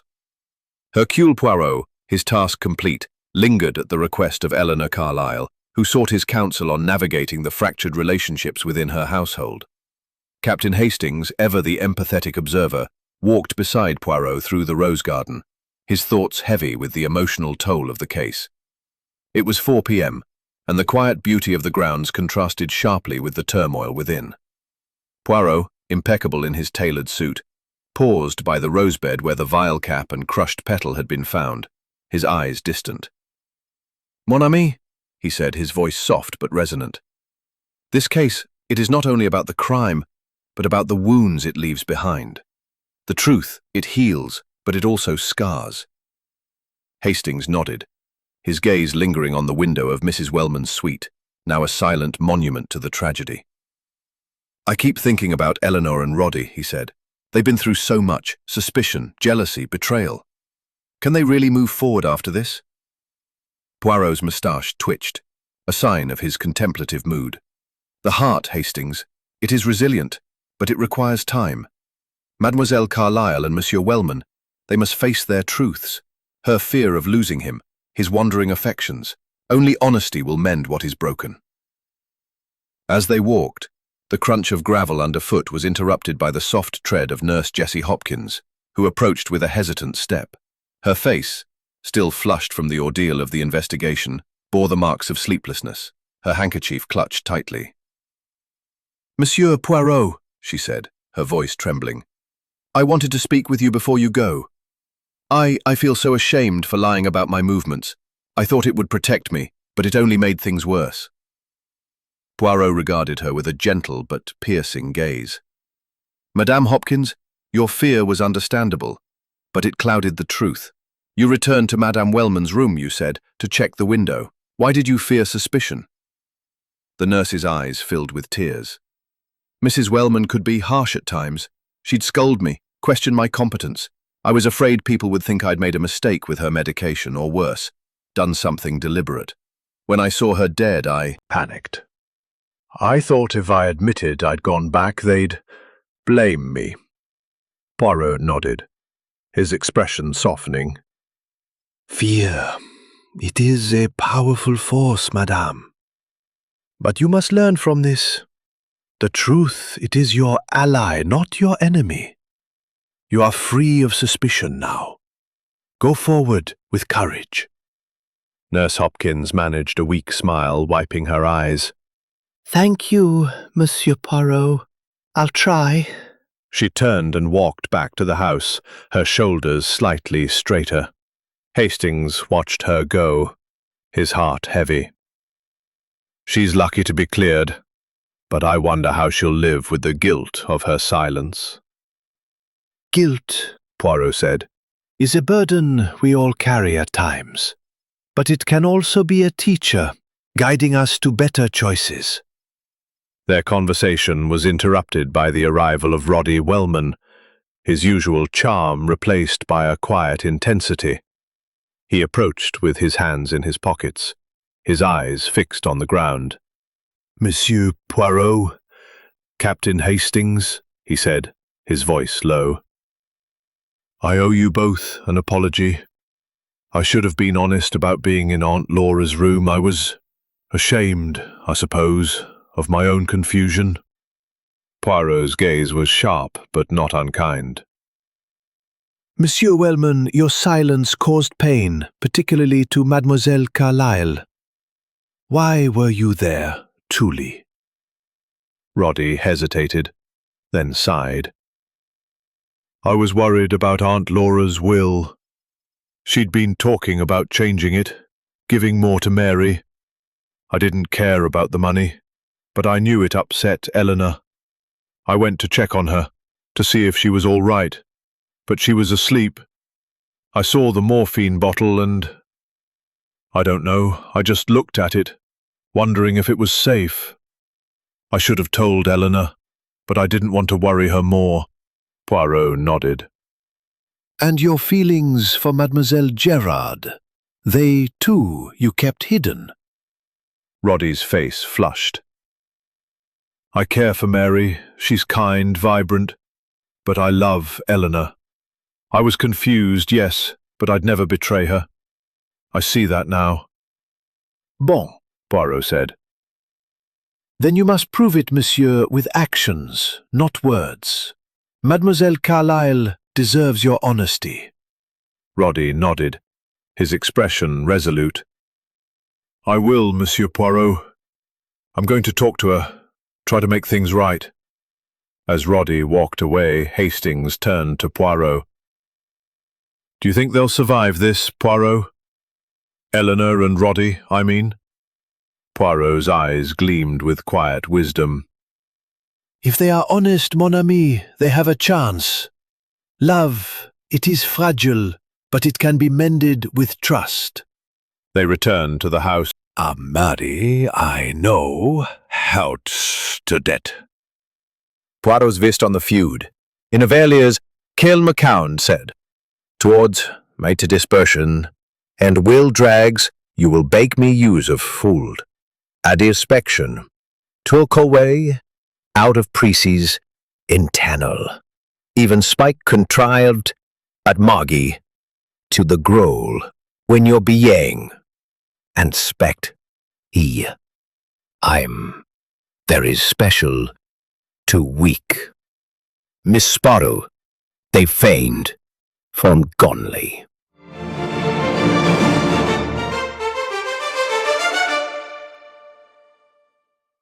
Pestas doors.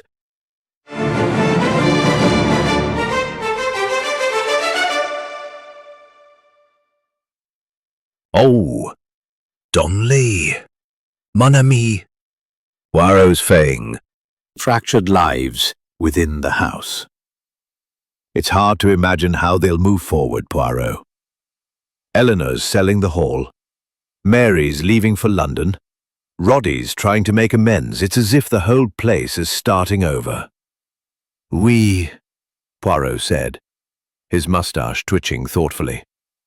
Change. It is necessary, and the past is too heavy to bear. But change, it requires courage, and that they have in abundance. Their walk was interrupted by the approach of Mrs. Bishop, the housekeeper, her stern demeanor softened by the events of the past days. She carried a small tray with tea, a gesture of hospitality that felt almost out of place in the wake of tragedy. Mademoiselle Carlisle asked me to bring you this, she said, setting the tray on a garden bench. She's resting now, but she wanted to ensure you were comfortable before you leave. Poirot bowed slightly, his eyes kind. Madame Bishop, your care for this house is admirable. Tell me, how do you fare, now that the truth is known? Mrs. Bishop's lips tightened, but her eyes betrayed a flicker of emotion. It's been a shock, Monsieur Poirot. Dr. Lord was well liked, trusted. To think he could do such a thing. It makes you question everyone. But Miss Elinor, she's strong. She'll carry on, and we'll support her. Poirot nodded. Strength, madame. It comes from facing the truth, however painful. You will help her rebuild. I have no doubt. Mrs. Bishop managed a small nod before returning to the house, her steps steady but heavy.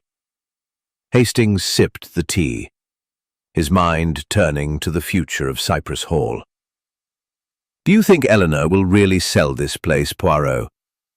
It's been in her family for generations. Poirot gazed at the manor, its windows glowing faintly in the dusk. She will sell, Hastings, because the memories here are too raw. But the choice, it is hers, and it is right for her. A new beginning. It will free her from the shadows.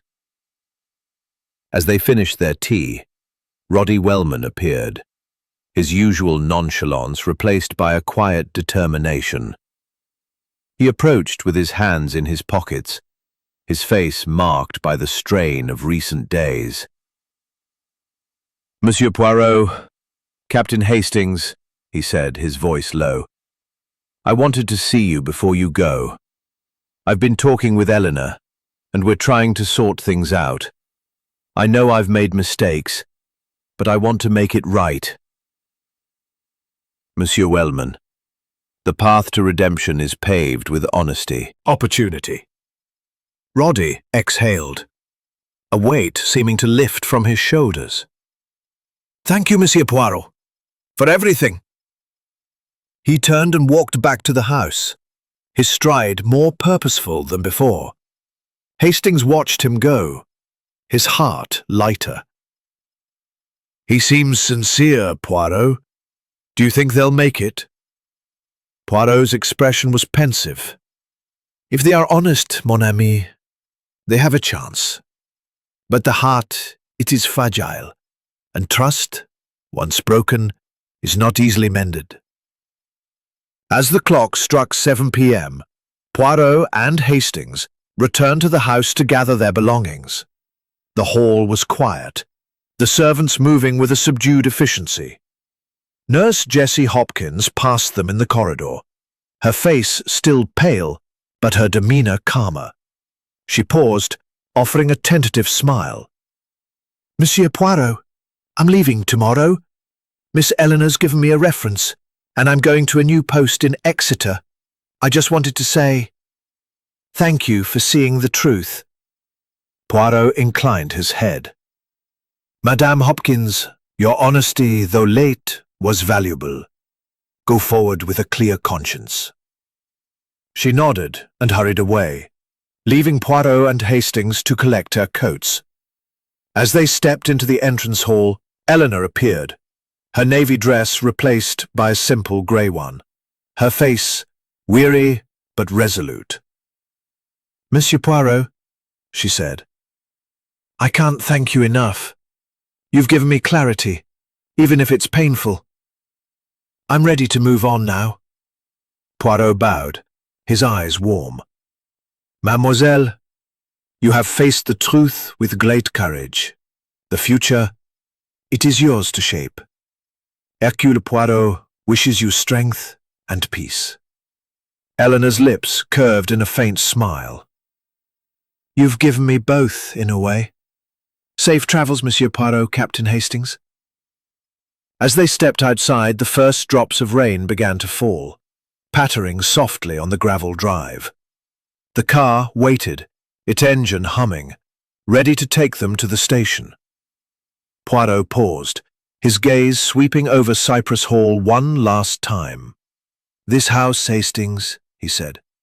"It has seen much sorrow, but also much resilience. The choices made here will shape its future, as they shape all our lives."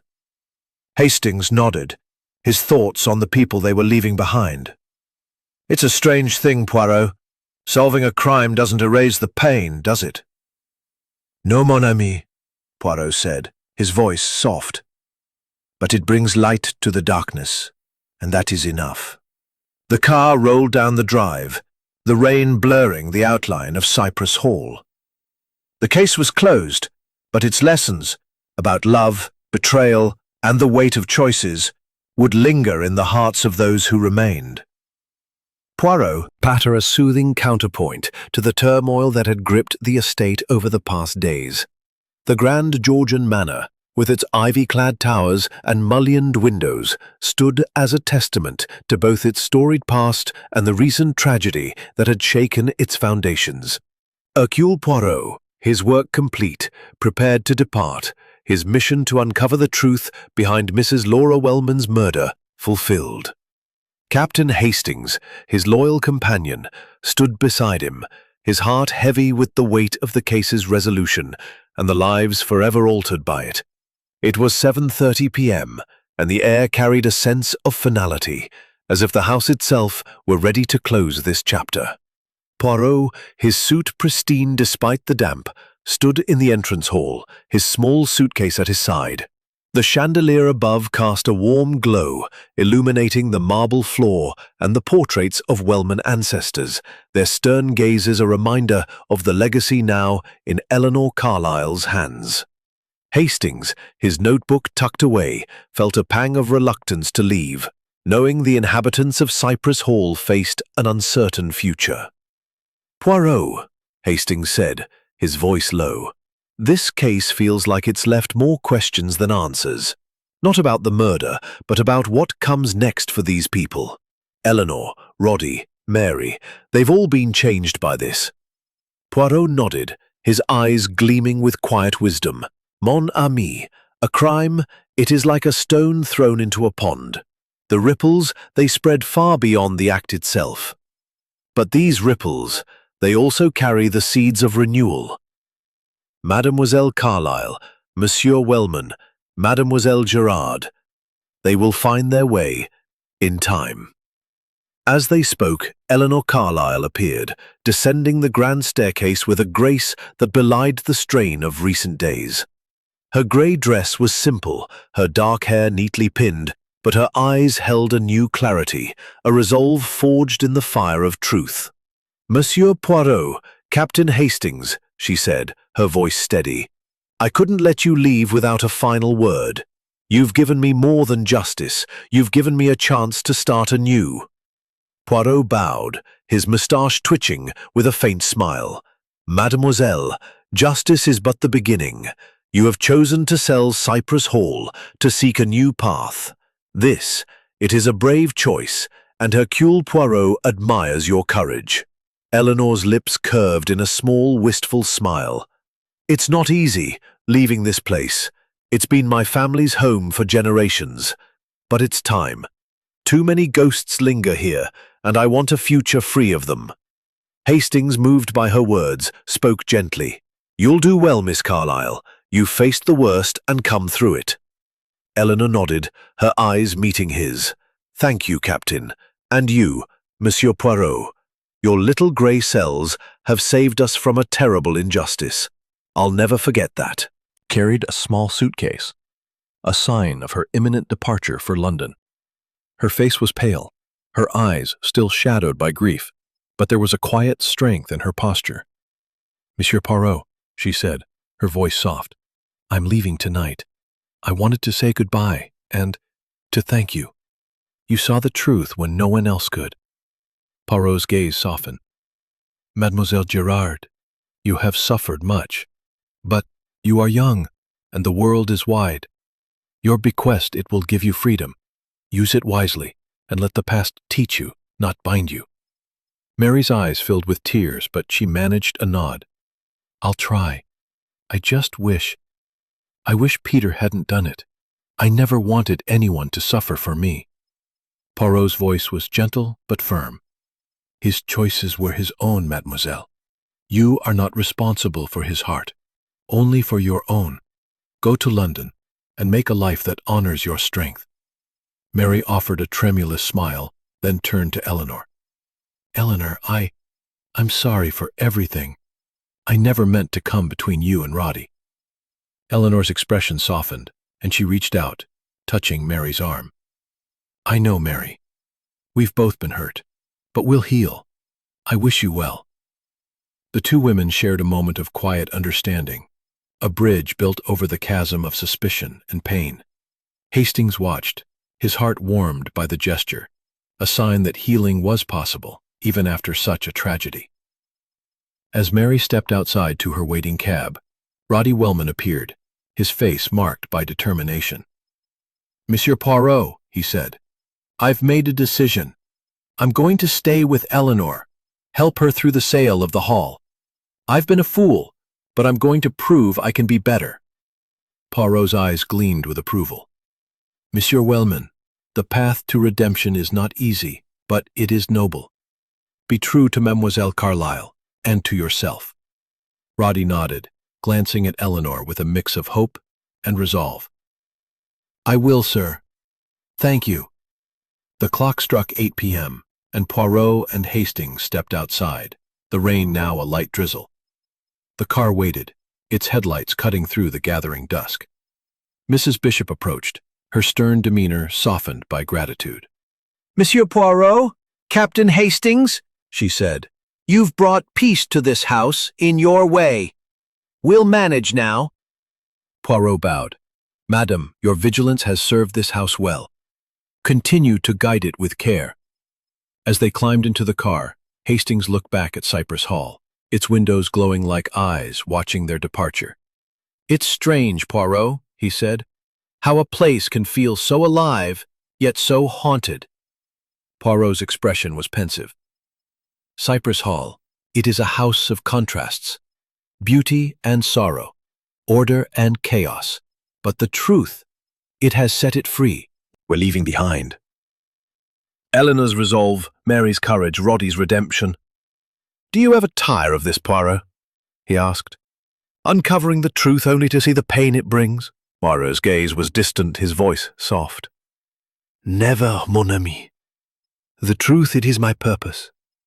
It brings pain, yes, but also clarity. And in clarity there is hope. Without it, we are but shadows lost in the fog of deceit." As the car turned onto the main road, Cypress Hall vanished from view, its story now part of Poirot's vast tapestry of cases. The rain fell harder, washing away the traces of their presence. But the echoes of the truth, of love, betrayal, and resilience would linger in the hearts of those who remained. Poirot sat in silence, his little grey cells at rest, ready for the next challenge, while Hastings watched the road ahead, grateful for the light his friend had brought to a house darkened by secrets.